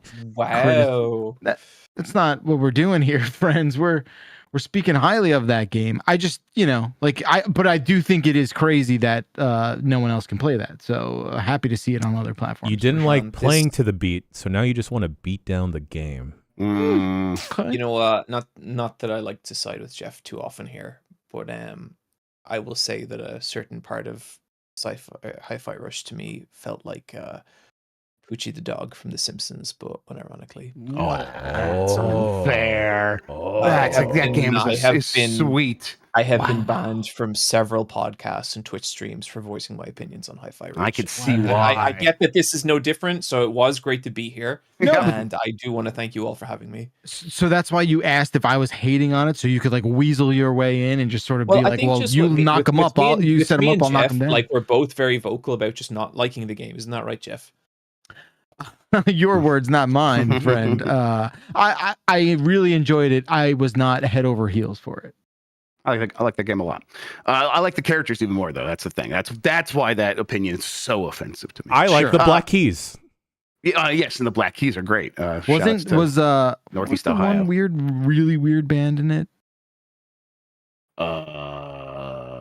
Wasn't it like it was like was it the yodeling band? No. Yeah, 9 Inch Nails. No, Zwan. Yeah. Oh, okay. Yeah, remember Zwan? I don't. Wasn't that like Billy I remember the Black side Keys. band? Are they the ones that did the covers of all the songs that were like really close? Or I don't know. It's possible. Anyway, yeah, this is probably going to other platforms. We'll see. I'll say, and here's the next story: Sea of Thieves could be released for PlayStation and Switch. I talked about this in Game Miss Mornings yesterday. This is the one I heard was going to be going to other platforms.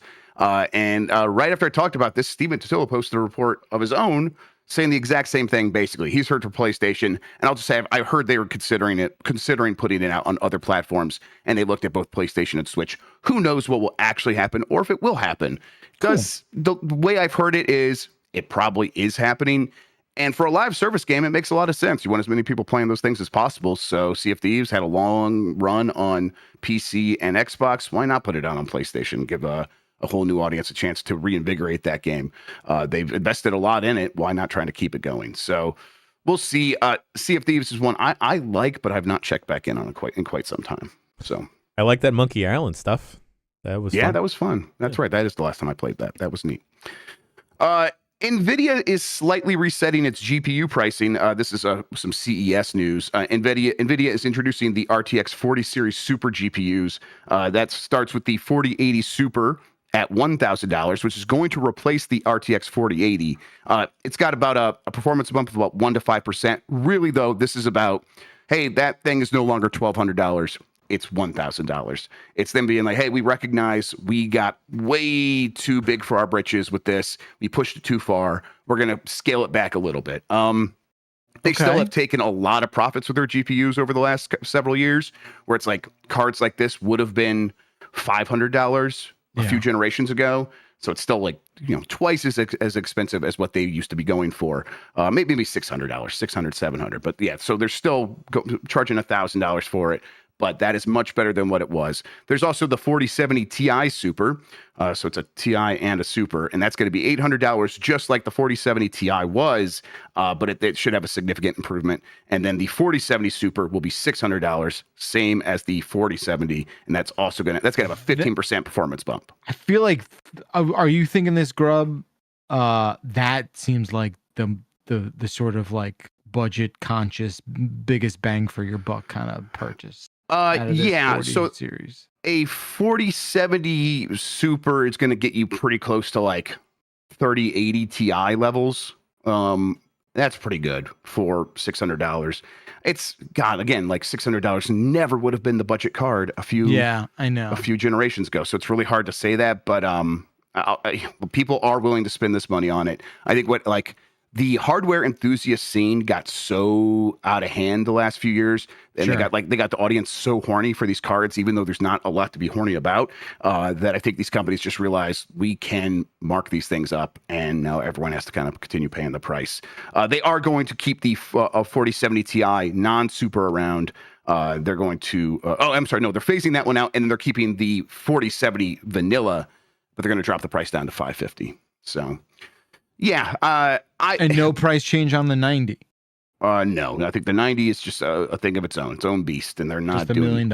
It's just going to be what it is. So yeah, listen, if I were to get one of these cards, if I was ready to upgrade, I probably would go for the 4070 Ti Super at $800. That seems like a pretty good space to be in.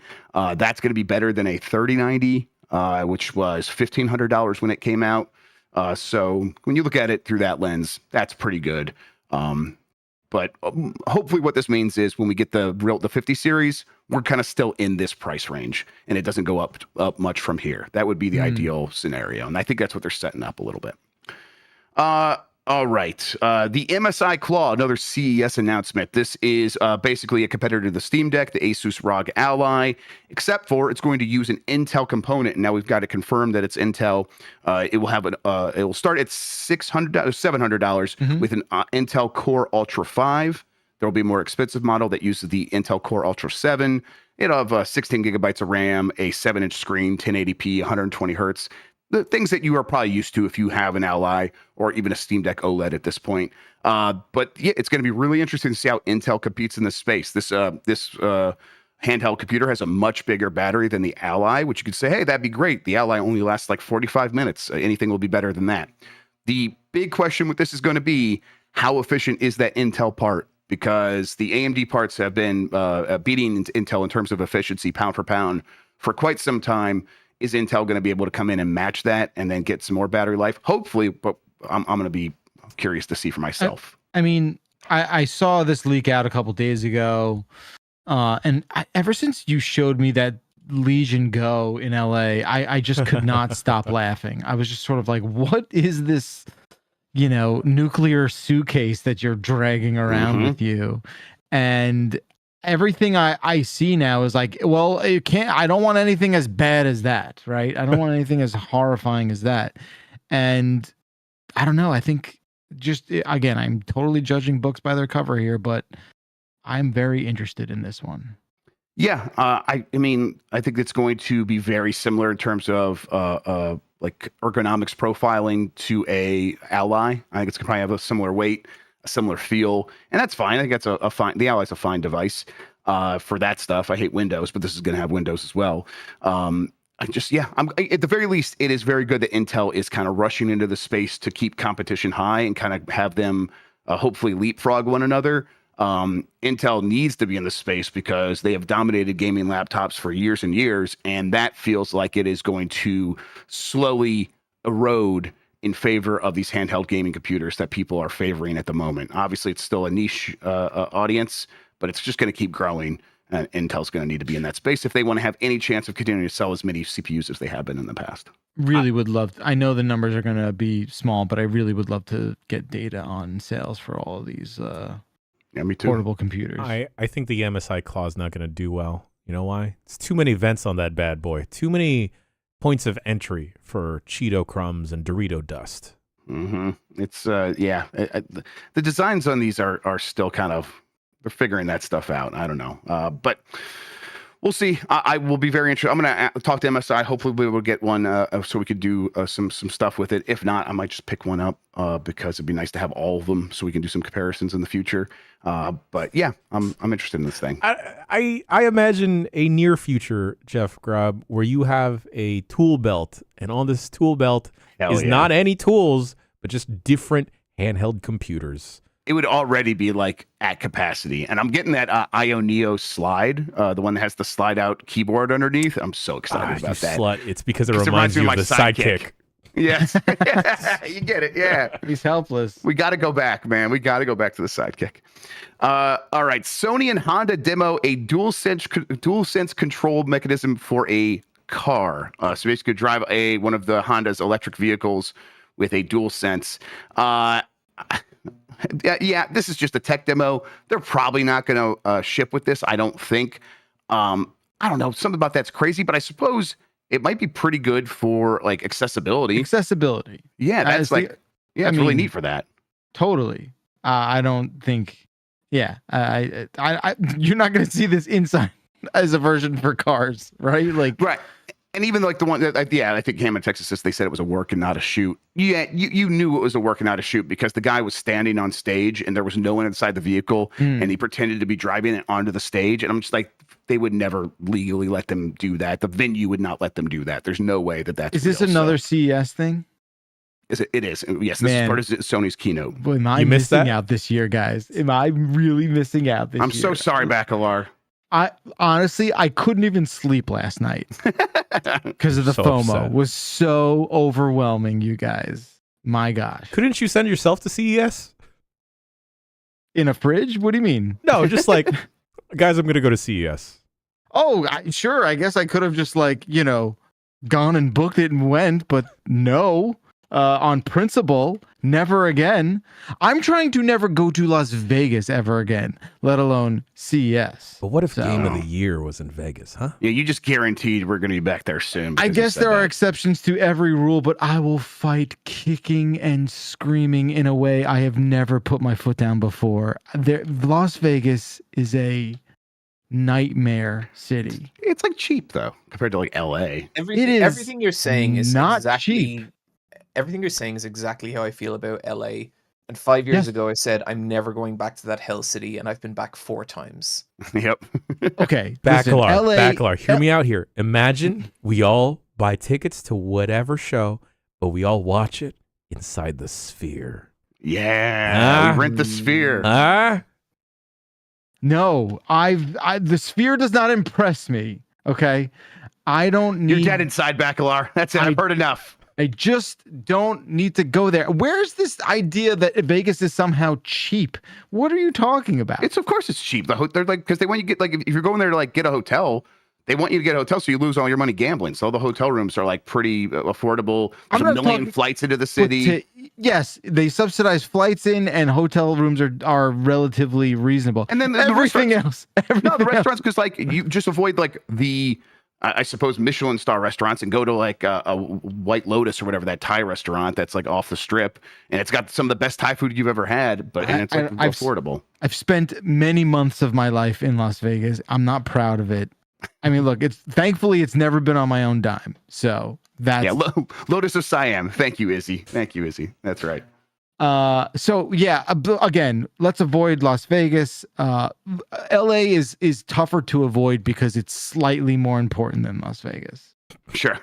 Okay. Right, as we all know on the scale.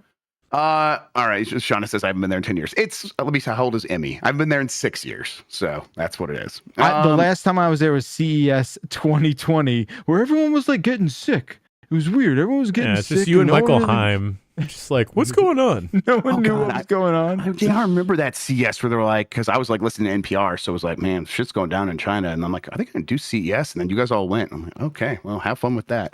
Yeah, I mean, I managed to dodge bullets coming out of that show, but it was definitely, hindsight's a little obviously 2020 there, but you could tell something was going on. Last couple of stories here. Yes, Xbox confirms that it will ban players who upload sex clips from Baldur's Gate 3. They're just hey, yeah, it's in the game. Well, then why am I even there? Yeah, exactly. What's the point of this server? I pay for Xbox Live. God damn it. Yeah, I will. My art will not be censored. It's in the game. You can play it, but sex, it's just going to make these companies uncomfortable. As Minotti points out, you could probably still upload a clip of you mowing down civilians in No Russian from Modern Warfare 2 or whatever it was. But yeah, that will not get you flagged. This does. They've confirmed like this is not some automated system. Every single one of these clips that has gotten people banned has been reviewed by a human being, and they think that they're being excessive or flouting the rules. Do they just not like the choice of the person they're having sex with? Yeah, they're like, no, Karlak. We only deal with Shadowheart over here. That's probably what that is. Yes. You can't fix her. Maybe it's the fact that you can fuck a bear. Yeah, or that they're not fucking the bear. Fucking the bear probably is the only one that's approved. Interesting if okay. I feel like we're learning a lot about the Xbox team here. Yeah, the predilections of the state of Washington team over there. Christians only. Guess so. It's all a circle, baby. I'm telling you. Unity is planning an additional 1,800 workers to be cut from their jobs. That's 25% of its workforce. Jesus. That is just massive. This is part of their continued, hey, everything else that we tried fucking sucked. We're just going to go back to just doing the engine. And we're really bad at this, but you guys have to get fired instead. I believe that's the official name of the new strategy that they have going there.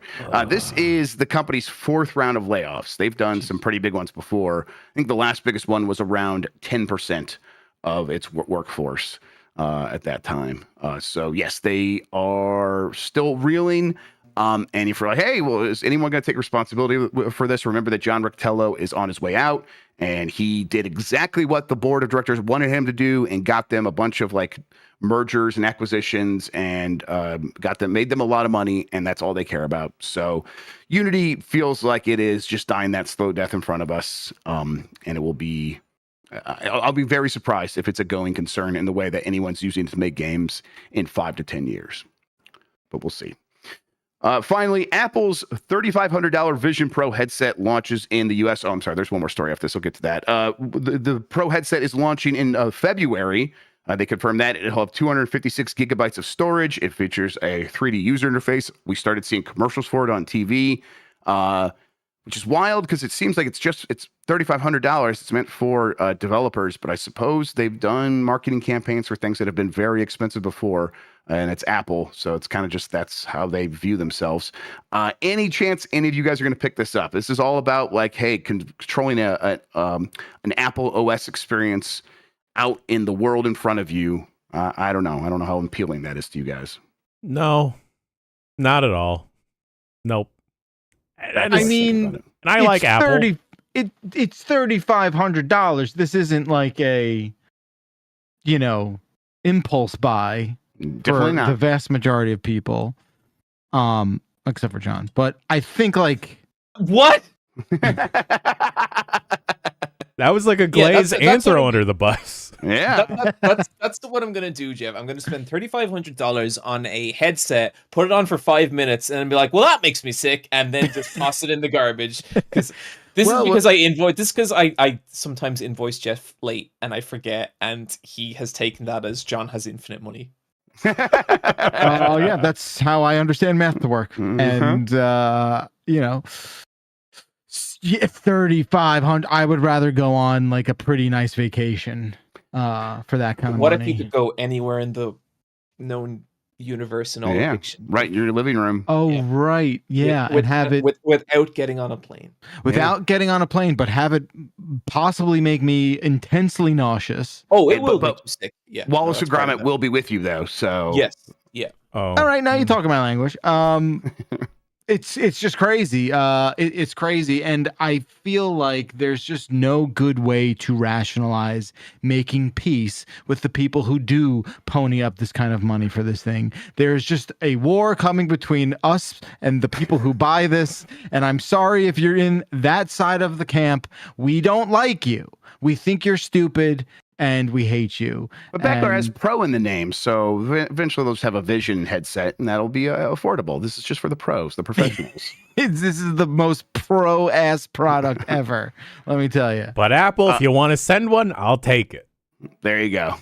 Yeah, we'll check it out if you send us one. Are they even doing that? Like, are they even? I mean, I'm assuming they're sending out review models. They but send like, it to like the people they work with regularly, like they're trusted. No, for sure. But like, MKBHD will get one, and like, you know, all these guys. But like, they'll buy one. Yeah, it's just wild to me. Like, I wonder. I just wonder. Oh man, back at CNET when like they would have like a very big product thing, it was always this fucking little like, you know, territorial pissing match, and everyone being like, well, I should be the one to fucking look at this thing, and it's just like, oh god, I can't imagine what a $3,500 goggle. I'll read the reviews for this. I'll watch the videos, and that'll be fine for me. I'm happy with my MetaQuest 3. That's got passed through. I'll be fine with that. Me too. I haven't even gotten it yet, and I'm much happier with that. Finally, SAGAftra signs deal with VoiceOver Studio for AI use in video games. I don't have the details here. Who put this here? I put it here because I just I saw it. So I don't know. You want to read it? Like, let's read it together. All right, let's read it together. It's like a group reading exercise. SAGAftra signed a deal on Tuesday. This is all from Variety. On a deal on Tuesday with an AI voiceover studio that sets terms for the use of artificial intelligence in video games. The union announced a deal with Replica Studios on Tuesday at CES. Damn you, CES! Is there any news you will not break? The union's executive director said the terms include informed consent for the use of AI to create digital voice replicas, as well as requirements for the safe storage of digital assets. At a press conference, Crabtree Ireland, what is that, John? Oh, well, Jeff, like all businesses in Ireland, I have an encyclopedic knowledge of what this is. You all know each other. Yeah, come on. Look, there's 4 people. It's me. It's O'Dwyer. It's maybe someone else. And this guy, Duncan Crabtree Ireland, who's the union representative. It's us 3, and then there's a president, and that's it. Mr. Crabtree-Ireland said, these are the kind of terms that producers can agree to without disrupting their ability to make content. This is an evolutionary step forward. AI technology is not something we can block. It's not something we can stop. That's not a tactic or a strategy that's ever worked for labor in the past. Well, this sounds very anti-labor, as being a labor representative. Anyway, that's the story. They've I'm not sure I'd want that guy running my union. Well, we tried, but it was hard. I wonder, he's like, because the idea with like AI in filmmaking right now is, well, if the writers want to use it, they can use it, but the studios can't use it to replace writers. And it's like, oh yeah, that sounds fine with me. I mean, the writers shouldn't use it. It's going to give you some shitty work, but they want to do some shortcuts, whatever. It's important to note here that like this is just announcing, I believe, a deal with a single voiceover studio, right? So this is this Replica Studio that is launching, that has launched an AI platform back in 2019. So Variety is reporting that SAG-AFTRA signed a deal with this specific voiceover studio for AI use in video games. All right, we'll see if that spreads to any other studios or industry wide. Fair enough. All right, that does it for the news. My favorite CES memory is listening to the Beastcast, and back when you were complaining about being really dry in Las Vegas, and people told you just like fill up the bath, and that would humidify the room, and you're like, that doesn't happen. And I'm like, what the fuck is this guy talking? Evaporation? Is it real now, Bacalar? No, it most certainly is, but it like. Oh God, I remember that. It didn't work. It didn't work in a way that like a humidifier next to your bed would work. Yeah, I imagine in Las Vegas it probably wouldn't work. But like whenever I like leave the bath full after like the kids' bath in my house, like the whole upstairs feels like it is a jungle, a sauna. It is, but Vegas is dry enough that it probably actually wouldn't affect that much. Fucking desert. Yeah. Okay, it is a desert that they plop restaurants on top of. So air. Humidity has no shot. We didn't talk about Brian Cox. Oh yeah. I didn't put this in here. Well, okay, explain. Like he just went over the history of Tekken. Yeah, specifically the history of the Mishimas. So if you want to hear Brian Cox say, "So what the hell is a devil gene?" I always wanted to hear that. This is pretty great because I have a loose understanding of the Tekken. Sort of canon because of a ranking thing we did a couple years back. That was like last year. No. You can't be. So I'm very excited to hear Brian Cox do this. Talk about like the perfect person for it, right? Yeah, I've watched a little bit of it here, and the whole trailer has a real air of like, okay, Brian, we're just gonna do one more take, and him turning around and being like, "The fuck we are!" Hell yeah! I want the outtakes of this. I want it to be exactly like the Orson Welles talking about the wine or whatever the fuck that was. Oh hell yeah! This is so awesome. It's choice. Yeah, I mean, it's the way it goes a lot of times. Someone watched a TV show and they're like, "We should get them to talk about our game. We should just get that." It's like Kojima's whole career right now is, I watched that TV show. I'm gonna go get that guy. He should be in my game. It's been his career, right? Yes. Yeah. Now begins my quest, Jeff Grubb, to increase the. We need to start collecting people like Kojima, right? Oh yeah. We'll start with John. We're starting with John. Patchwell. Yes. We'll scan everybody that comes to GB at night from now on. Exactly. We're going to get Rachel Zegler on a Giant Bomb show in the near future. You were like sick, and this is like one of the few messages you were able to send is, "I want to get Rachel Zegler on Giant Bomb." I'm like, this guy's fucked up. Yes, I was, I am, and it's gonna happen. That, and we're gonna get Jason Mantzoukas as well. Hell yeah, I would love that. You know who else we're gonna get? I don't know who's Eddie Kingston. Eddie Kingston. We could probably get Eddie Kingston. Oh yeah. You know, I would let him punch me and beat me up. Oh yeah, for sure. Because I hope I would gain his respect afterwards. You guys watch Wrestle Kingdom at all? I did not watch Wrestle Kingdom. I saw the person that popped up, and I was kind of very excited for said person to pop up. Okay. I'm sorry, John. I'll be better. I'll be better. What? Okay. Should I check out that Okada Danielson match? Yeah, it's still not the dream match I want those two to have, but it's better than their last match. Okay. I am exercising incredible will to just leave it at that. But fair enough. Since we have you here, John, you know what? We'll take a break and then we'll talk about some wrestling. Okay. All right. We'll see you with some wrestling, some emails, and some other fun stuff after this break.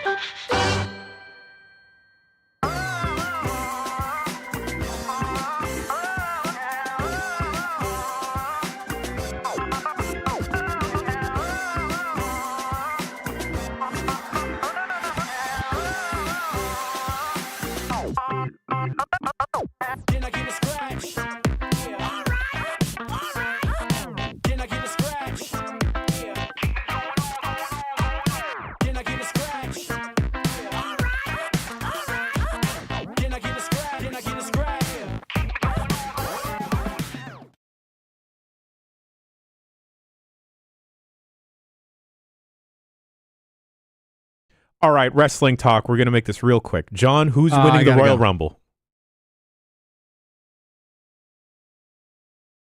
Not LA Knight.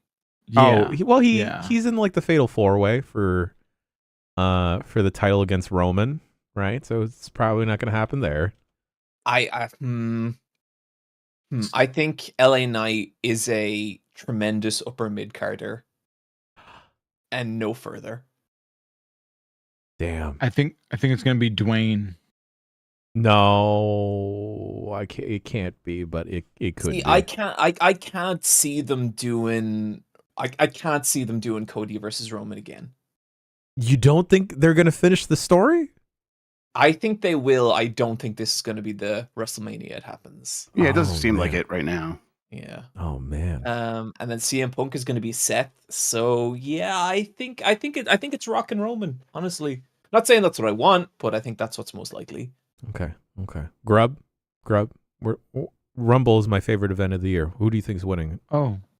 As soon as I saw it in chat from Happy Drama, R-Truth. It's time again. Hey. Did you guys see the thing he did on Raw last night? I have not seen it yet, but I'll go look look it up one right of now. The best things I've ever seen. I love him. He is incredible. It's so good. It's about him joining the Judgment Day, and it starts with him telling the story of how when he was a newborn baby and the doctor held him in his arms, he looked in the doctor's eyes and said, "I want to join the Judgment Day." Come on. He's great. Bacalar, you would love R-Truth. R-Truth is the best. I think I would. You guys have just ruined it for me. How have we ruined it? I don't know. I can't put my finger on it, but something happened where I'm unable to even attempt to try to enjoy wrestling. Was this it Dan Riker? I think it was Dan. Okay. I think it was Dan. John, I think he just like he just comes in as this like know-it-all wrestling guy and like describe to me a worse person than a know-it-all wrestling guy. All right. And I don't know. I can't put my finger on it. There was a time where I was like what Minotti is to Disney. I wasn't that, but I was certainly approaching it with ECW.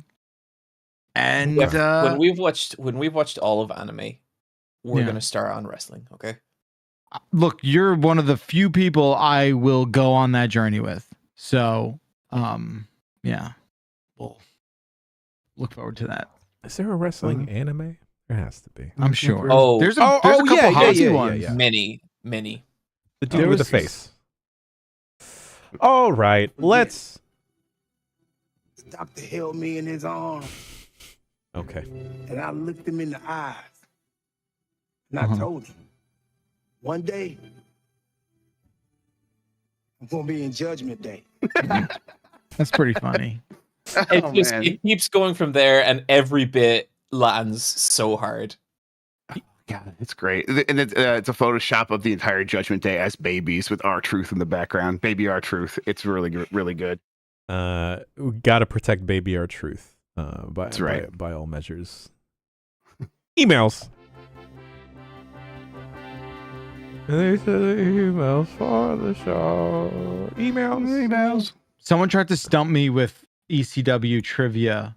Nilak says, Jeff, what did ECW stand for before Extreme Championship Wrestling? I believe it was Eastern. Oh. I think because it was like all like Philly based. I think that's what I think. Yes. Score 1 for the good guys. Ding, ding, ding, ding, ding, ding, ding, ding, ding, ding. Bombcast Giant Bomb is the email address to send your emails to. You can virtually send emails about any and everything. I recently had to unsubscribe us from an NBA listing for whatever reason we were a part of. I didn't care to know about the Grizzlies. Anyway, first email comes from Tyler in Sioux Falls? Sioux Falls. Sue? I don't know how to read. Sioux. I was going to say San Diego. That's probably not right. South Dakota? SD. There you go. South Dakota, right? Sioux Falls, South Dakota. All right. Anyway. Yeah. Hey, Bombers. That's right. Been a listener for well over a decade at this point, and I just had an experience that I had to share as I scream into the sky with frustration. It's my favorite activity. My best friend's birthday is coming up this week, so I thought I'd buy him my second best game of the year, Alan Wake 2. Parentheses, first is like a Dragon Gaiden, because I'm one of those weirdos. I go to the Epic Store and pull up the game, to which it says, in library, with no option to buy as a gift. This can't be right, I say to myself. But after a quick Google search, it apparently is. So I go to Green Man Gaming, register an account, purchase it, and forward the email to my buddy, only for it to not work. I request a refund and move on to my next avenue after another Google search, the Humble Store. After reactivating my account, I finally was able to purchase this gift from my friend, but now after great cost to my sanity and stress. So my question to you, fine folk, is, why after 5 years of Epic having a storefront, do they not have the option of gifting a game to a friend? Why do I have to slog through dog shit just to give a game? I didn't have a problem with the Epic Store before tonight, but I have to say, hey, fuck you, Epic Store. Maybe you'd sell more games if you had the super user experience, if you made the user experience better. From Tyler in Sioux Falls, San Diego. Tyler, it's because the Epic Game Store is not a money-making venture. Simply put, it is not. It's been left in disrepair. It represents a shell of functionality. And it, I'm sure Grubb, you can add on to this, but like, that's not what they have not decided to make that the priority it could be. Yeah. I mean, it's pretty much that simple, right? Like, they invest in things that they think are going to move the needle. So they keep giving you free games. And even that doesn't move the needle all that much. So how much return on investment are they really going to get from enabling you to purchase games for your friends? Something that maybe 1% of people actually engage in. That's not a good reason not to do it, but that is just the reality of the Epic Store. It was a bad idea from the beginning. It was always going to end up here for Epic. If they were going to try to disrupt the market, they should have actually tried to do it with something that would have been disruptive instead of just trying to make an alternative that is the exact same but worse. Hey, shout out to them for publishing Alan Wake 2. That was a cool idea. Do more of that. Do more stuff like that, and you got something there, Epic. The Epic Store was just never going to be anything. Mm. Was it Epic that bought the mall to... Yes. Okay. They spent like $900 million on a derelict mall or something, and that's going to be their new offices. That was for like offices, right? Corporate offices? Yeah, that's their new offices, yeah. Oh, okay. So they couldn't figure out how to open a store, so they just bought a bunch of stores. That's right, exactly. Yeah, they got this hot dog on a stick is going to teach us about gifting. Oh man, Orange Julius, God. All right, next. What was I watching? Where like strip malls and corporate suburban offices are going to be the next big crash. Yeah. Yes. Yep. Have strip malls not been slowly crashing for a long, long time? Yeah, I think it depends on where you're at, but in a lot of places, yeah, strip malls. Traditional malls, definitely. But like now all commercial real estate, because everyone's locked into their old contracts. So even though COVID happened, like everyone still had to keep paying their bills. But as soon as those contracts are up, it's all going to dip hard. But like, think about I don't know what it's like where you live, John, but in America, in suburban America, there are like these 10-story freestanding buildings in suburbia that are like corporate offices that are all like empty by the tens of thousands now, and they're just sort of sitting there with and they can't setting for a film or something. I don't know what you can do. Maybe they all become Tony Hawk levels. I have no idea. But okay. That's how we squeeze the remaining bit of juice out of that. Because they can't turn it into housing. What they're going to do is they're just going to make it into like that VR little mall experience where you just go in and run around with a VR helmet. I'm surprised they haven't become like warehouses. Like you can only have so many Spirit Halloween stores. That's true too, right? You go down the priority list. Nature has and, not like, found a limit yet, Jan. So you don't know that. Fair, you know, fair. like do something with them because they are everywhere. And they're hidden in plain sight too. They've become such fixtures of the landscape that you don't even realize you're looking at them. I went to one of my derelict malls during the holiday break before I came down with the vid. And this specific mall was supposed to get acquired by like med tech shit. And what's going to happen to all the gigantic Christmas trees that used to go in malls? What's going to happen to those? These companies still just keep them around. I mean, why not? Aren't they Okay. cut down every year? Isn't that what you guys do? Don't you like cut down a tree every year? It was those ones, those huge ones, right? Most of them have to be. Like, The Rockefeller supposed to be Center real. one's real. Oh, that one's real, but that's outside. Really? Oh Yes, yeah, they hell are. yeah, that's real. Shit. Yeah. Oh, damn. I suppose a lot of those probably are real, huh? Yeah. Yeah, they gotta all be real. Who's And it's making probably a like a fake company that, like- 4-story tree? Well, I guess, part I of don't me know. like thought like that would make more sense, but now, yeah, when you say it like that back, you're like, huh? I guess it does Yeah. have to be real. Okay. Yeah, now I feel foolish. All right. Next email comes from D. Hello. The sword on the title screen of the NES Zelda is some rapier-looking sword. On the Famicom cover of it, it appears below the title text. In the art below the title, Link is drawn with his normal basic sword. The Master Sword didn't appear until, what is LTTP? Link to the past. Link to the Past. So what gives? Is this Zelda's sword? Sounds like Nintendo needs to get their fucking shit together. Yeah. Yeah. I thought this whole lore was supposed to make sense and go from game to game. It was all planned from the very beginning. Mm-hmm.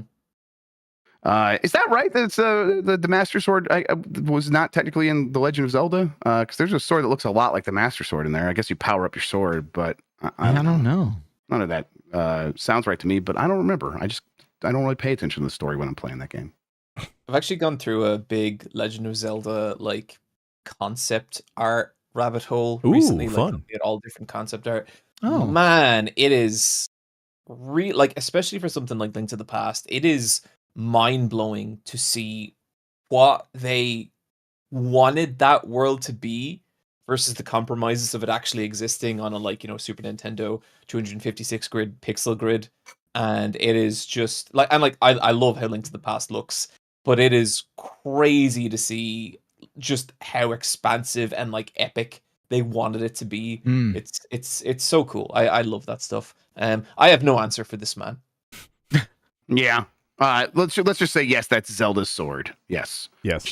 Princess Peach has a rapier in that new Princess Peach Showtime, and they're gonna fight. Showtime? They're both Showtime. Yeah, she keeps that thing on her. Next email comes from Troy.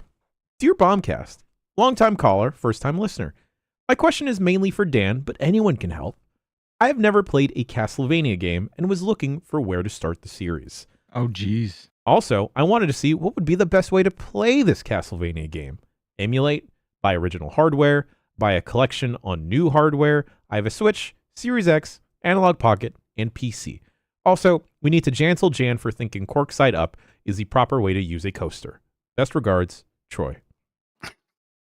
Did you say Jansel Jan? Yeah. Okay. That's what we say That's here. what happens when we want to cancel Jan. We jansel him. You know what, Okay, Troy? interesting. There can't be a wrong side to a coaster if it's all cork. What about that, That's not a Troy? cork. my That's a God. trivet. What have you done there? You're holding a trivet, What's and that's a also trivet? that's also a comically sized coaster. No mug is that looks big. that looks like the communion wafer.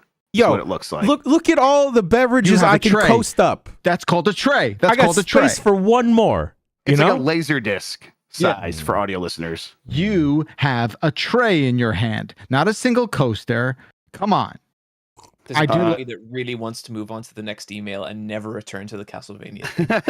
I don't know. Try the first one, then try Super Castlevania, and then if those don't register, go to Symphony of the Night, and yeah, you can emulate all those. You'll be just fine.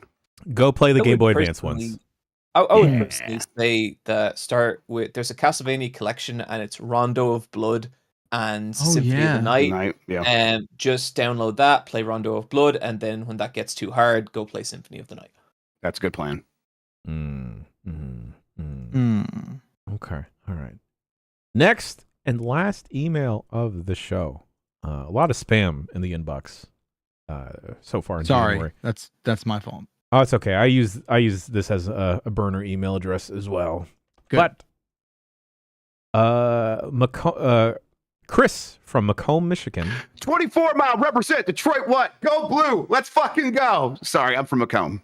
What happened? Something important with Michigan sports happened over the weekend? Yeah, they won the national championship last night. Yeah. Oh, cool. Congratulations, Grubb. Yeah, the first national championship in like 26 years, and the last one they had to share with Nebraska, the fucking dirty Cornhuskers, which sounds like a slur, but it's what they call themselves.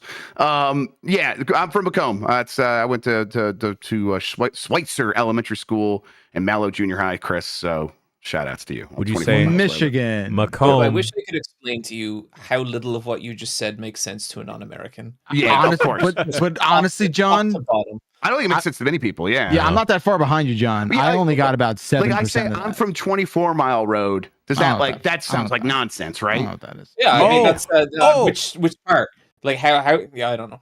Is that like 8 Mile? It's exactly like 8 Mile. Yes, think it's 6 how far away from 8 Mile it is. It's probably 16 more. Yes, exactly. Yes, Detroit is a grid. Every mile road is a mile apart. That's right. So yes, 8 Mile, 24 Mile. Yep. Would you say Macomb is Mahome? No, I wouldn't. Absolutely not. Okay. All right. Well, anyway, Chris writes in, "Hey guys, after listening to many discussions here on the Bombcast about the Analogue Pocket, I decided to pull the trigger and finally purchase one. I'm most excited to get the chance to go back and try out many of the Game Boy and Game Boy Advance games I never played as a kid. I was wondering what are some games you recommend I should check out. Thanks for all the great content. Chris, Macomb, Michigan." I'll say the one I always say, Game Boy Color Warlocked. It's like a real-time strategy game, but somehow it works on the Game Boy Color, and you get to play as like various and it's got like different like colored wizards. So like there's the brown wizard, and he like controls chickens and shit. It's just like kind of like Lord of the Rings, where it's like, oh well, you get up to the white wizard, and he's like super powerful. It sounds racist, but it's not. It's just different colored robes. I feel like that's your second time saying this in 2 segments. And listen, it's just never getting a little. He steps on all the rakes. Yes, I love rake stepping. Number one thing to do on this show. I will never stop singing the praises of Golden Sun. If you want to dive all the way into a fantastic RPG, check out Golden Sun. There's also a controversial take here. The better Final Fantasy Tactics games, Final Fantasy Tactics Advance and Advance 2 are available as well. Hell yeah. Stuntman. I made you play that in a Uber. You know what? Oh, Stuntman's all right. On that screen, it's really surprisingly cool on a Game Boy Advance, that version of Stuntman. I like it a lot. I would say that original Phoenix Wright trilogy on Game Boy Advance. Sure. Stellar. And I much prefer the pixel look to the modern look. I think it looks way better, has way more impact. The treasure games, Gunstar Heroes. Yes. Gunstar Heroes is great, and the Astro Boy game is also great. Yeah. But most of all, Mother 3, my second favorite game of all time, and just one of the kind of just perfect video games, is just absolutely amazing, and I think everyone should play that. And the Analogue Pocket, just install the Game Boy Advance cores, and then you can get that translated ROM and play it on there perfectly. Hell yeah. It's a great translation. It's really good. Yeah. What was the big update? I saw a couple headlines about they just said that it's the 30th anniversary and they will have things to announce, which almost certainly means merchandise and not anything else. But that's not a firmware update. I was promised a firmware update. Oh, I thought you were talking about Mother. The firmware update. Oh, yeah, no. they did some. God, I meant to like dive into this. I can't remember the exact details of it though. Oh, yeah, that's right. For all those cores that you can install, you can now apply the screen effects that the Analogue Pocket came with that works when you put in a cartridge. Cool. It now works on all those cores, and they added another one that makes the screen look exactly like a Sony Trinitron CRT. Which is, in scientific parlance, shit hot. It looks really good. I'm very excited to mess around with that. Thank you for reminding me about that. I'm going to dive into that tonight. Sure. That's what I'm here for. God, yeah. Oh, man. Now, like, everyone can get one because they do drop so frequently now. Like, that's right. Yes. Yeah. I didn't have to buy Alex's off of him. But, God, you can go and play all the Pokemon games and all the ROM hacks too. Like a really good ROM hack of Emerald. Is there a good video out there that's just like, because I think I have all the what I need to do. I just want someone to like guide me through a Pocket ownership. You know? Oh, surely. Yeah. Of course.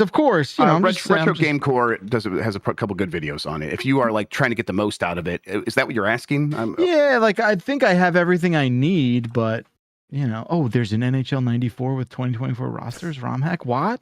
Of course there is. Yeah, they do one every year. Oh, that's cute. That's fucking cool. That's what? fun. Can Yep. we? They do that for Tecmo Bowl and the football roster too. Yeah, it's great. Okay, things are looking up. Oh. There's a no, I don't think that's possible. Anyway, that does it for emails. Begrudgingly, we're gonna get to the shout outs. You could have just not done it and no one would have said anything. You'd be like, I got sick and now I don't do that anymore. Yeah, I didn't do it last week and like no one noticed. It's all right. It's okay. This one's we're gonna keep it 25. Maybe we'll keep it to 10. And we're gonna have people fight. But shouts out to Jeff Grubb for getting me this job so he could have one more way to make my life difficult. Love, Sean. Shouts out to Gavadon, the two-dimensional and most adorable kaiju. Shouts out to Jan for being annoyed by Dr. Handler's jokes, and he went out and found the real Dr. Richard Handler. Okay. Jan and Jeffy B. Alan Wake is coming to Dead by Daylight January 30th. Yeah, I saw that. What? Yeah, that was weird. Okay. Link's sword question. Is it maybe the magical sword found in the graveyard? Master using it, and you can have this, the weird old man who gives Link swords. Well, excuse me, Master Sword. We are not flinching. Finish the story, Cody. You think you're so pretty. Shouts out once again to Tanuki, the dog, and that is also a raccoon. Hey, Nose, fuck you. Sticking out your gat from Backle the Rizzler. You are so Jan. You're so Grubtax. I just want to be your Minotti. What the fuck does any of that mean? God, you're so old, Bacalar. Yeah, honestly, John, I'm lost. Thank you. I stand with you, John. Wait. So, do you guys know what a Giat is? No. GYATT. Nope. So a fancy hotel. So when Jan walks in the room, he's wearing his tight pants, and you want to go, Giat, damn. The Giat imp is you just say Giat now. He's like, oh, he's got a Giat. I've seen it in a bunch of comment sections, and I never knew what it was. Now you do. All right. Now I Finding out that has been the highlight of my day so far. I got to do the same thing with my family when we went there for Christmas. It's like one of the kids said Giat, and his mom was like, "What is that?" I'm like, "Well, you're like, well, you know when John walks into a room with, the bulge in his pants." No, listen. Okay, no one should have a different reaction than what I just had. If anyone has a lesser reaction, they're just out of touch, right? Yeah, well, of course, yeah. That's right. Thank you, Jeff. That was magic. I'm here for you. Shouts out to, in a way, aren't we all just Metroidvanias? Shouts out to Grubb's top 10 Game of the Year list. Checked out some really cool games that I wouldn't have played otherwise. Shouts out to Mike finally being able to openly promote his OnlyFans. You can find him at Dreamboat Willie. Oh, that's good. That's a dumb joke. Shouts out to That's Doro. Pretty good, though. Doro season 2 confirmed. Shouts out to Kinnikuman, a weekly Jump anime that is totally about wrestling. Also shouts out to Grubb's internet search history. Checked out some really nice websites you wouldn't have found out otherwise. Shouts out to Gasolina by Daddy Yankee. Also, Jan, bring back the giant bomb, Jim. There's never been a better time to battle Pokemon. Not shouts out to this one. Shouts out to Joe Coy for being a sore loser, no one laughing at his jokes while hosting the Golden Globes. Yuck. Yo. What Filipinos have been set back 30 years in media now. I have to leave. Michael Hyman and I were ready to climb the ladder and make ourselves famous, kid. But no, fucking Joe Coy had to ruin this shit for us. Did he really shit the bed? He shit the bed hard and then rolled around it and doubled down. Well, who accused him of being funny before this? Do people like him? I don't know. People liked him, and then us as a community were like, hey, maybe it's not cool that you're making fun of your mom's accent, and it seems kind of mean-spirited. And he was like, fuck you guys, I'm gonna double down. I know, Scout. He's like, that's my whole thing. I know, Scout. Skinship doesn't always mean kinship. Anyway, Man, how dogs just know that. It's weird. Dogs are so wise. You know, It's I got so that dog crazy. in me. Shouts out to how much anime does Bacalar need to see before he's ready to watch the first Berserk anime? John, your mouth opened wide and then closed. Jeff, I have back and forthed in my mind about Berserk for a while. It would lead us down some paths that I'm not sure we're ready for yet.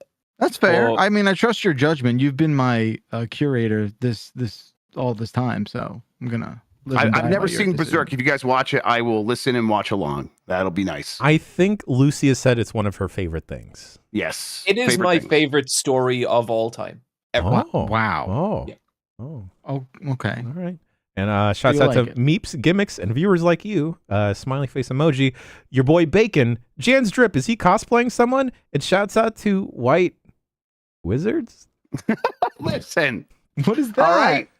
Grubb said White Shit's Wizards. warlocked. I said White Wizards. Dan, you do earlier. look fantastic. I've been admiring the outfit the entire podcast. It looks so Kiss it on the comfy. cheek. You know, let me It looks try. really it's red. comfy. Sorry, I don't know fashion, but you look nice. I think and when someone is like, "Are you cosplaying something?" That's when you know that you are cooking and you're Yes. doing Yeah. a great job. Thank you, sir. Beautiful. Thank you, sir.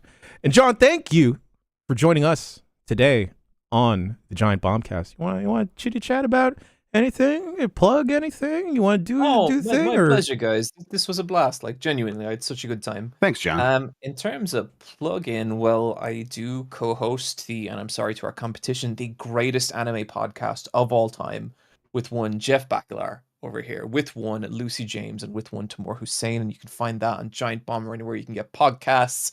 I would recommend it personally.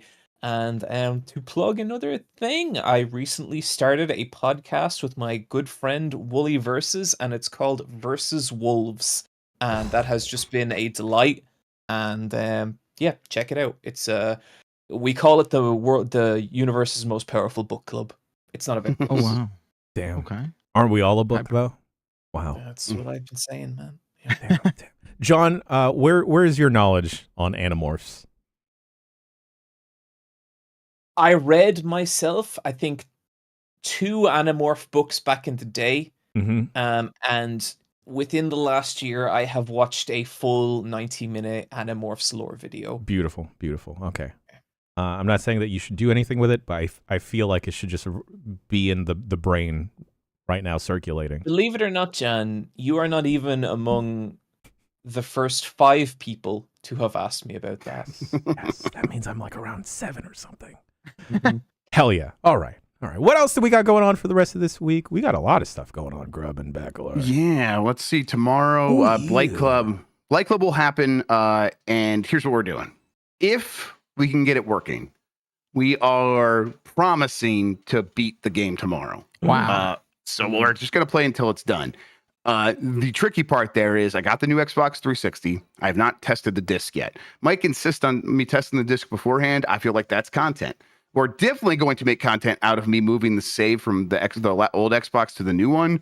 So we'll see if that works. And if I have to start it over, we'll see. Do you think that's possible? Like it wouldn't work? Anything's possible. But no, I think it's going to work. I expect that to work. It's an Xbox I really 360. respect the kind of like everything is content Grubb. It's kind of very like we're going to use every part of the buffalo kind That's of right. mentality. Absolutely. I'm all for it. I'm a huge eat the Avatar bones. fan. I learned it from James Cameron. He taught me about treating the world with respect like that. Well, he's who came up with that. That was his idea. Exactly. That's Yeah. exactly right.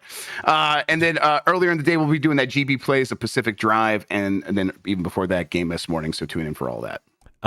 In my feverish state when I had the vid and I was yelling at my partner through the door frame, so she kept a respectable, safe distance away.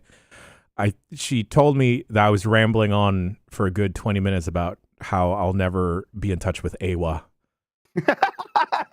And then I felt Is that really an sad. Avatar thing? Of course, it's the Avatar thing, Jeff. Oh, is AWA like their god or something?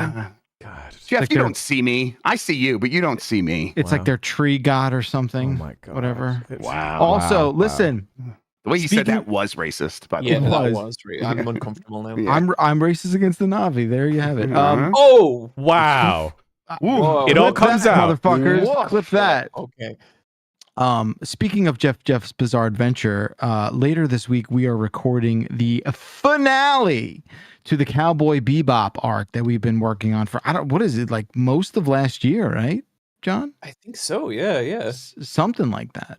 That's going to be exciting, and we're doing a special sort of recording schedule just for that episode. So that's going to be a lot of fun, and we've blocked out a great deal of time to knock that out. So I'm excited, and yeah, we'll have voicemail dump truck. We'll have a little bit of that. We'll play Prince of Persia on this website this week. And then, like I said, Bombcast Revengeance on Friday. We will review that game. And then we're going to do a fantasy draft, fantasy critic. So we're going to be getting the staff together, as many people as possible. We're going to draft some games and compete against each other in our knowledge of what we think is going to be a good video game. Ooh, the greatest game of skill. Instead of getting a trophy or a championship title, we should just get a golden spoon. Oh, that's a good one. I like that. And then we need suggestions for the punishment for whoever comes in last place. So throw them out there, everybody. Cool. I'm sorry, I just read something in the chat. I'm not a racist, but those Navi all look the same to me. Okay, there you go. Anyway. I didn't say it, I didn't want to read the username. It just says Jeff Bakalar.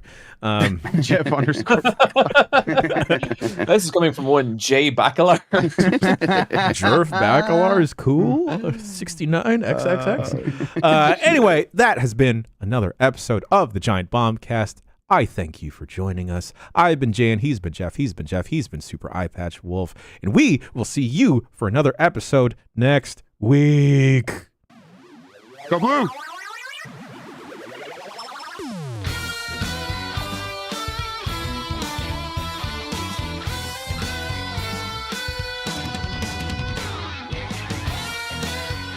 The Giant Bombcast is brought to you by not stopping your recording yet, because we're going to do an end clap and end beep.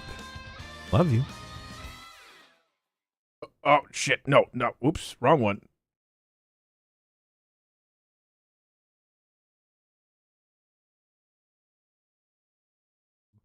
Oops. That's why you don't have the cut ready there instead. Anyway, time is, I'm pulling it up. Let me know when y'all got it. I have it, and I'm ready whenever you are. I'm good. All right, let's do 30-35.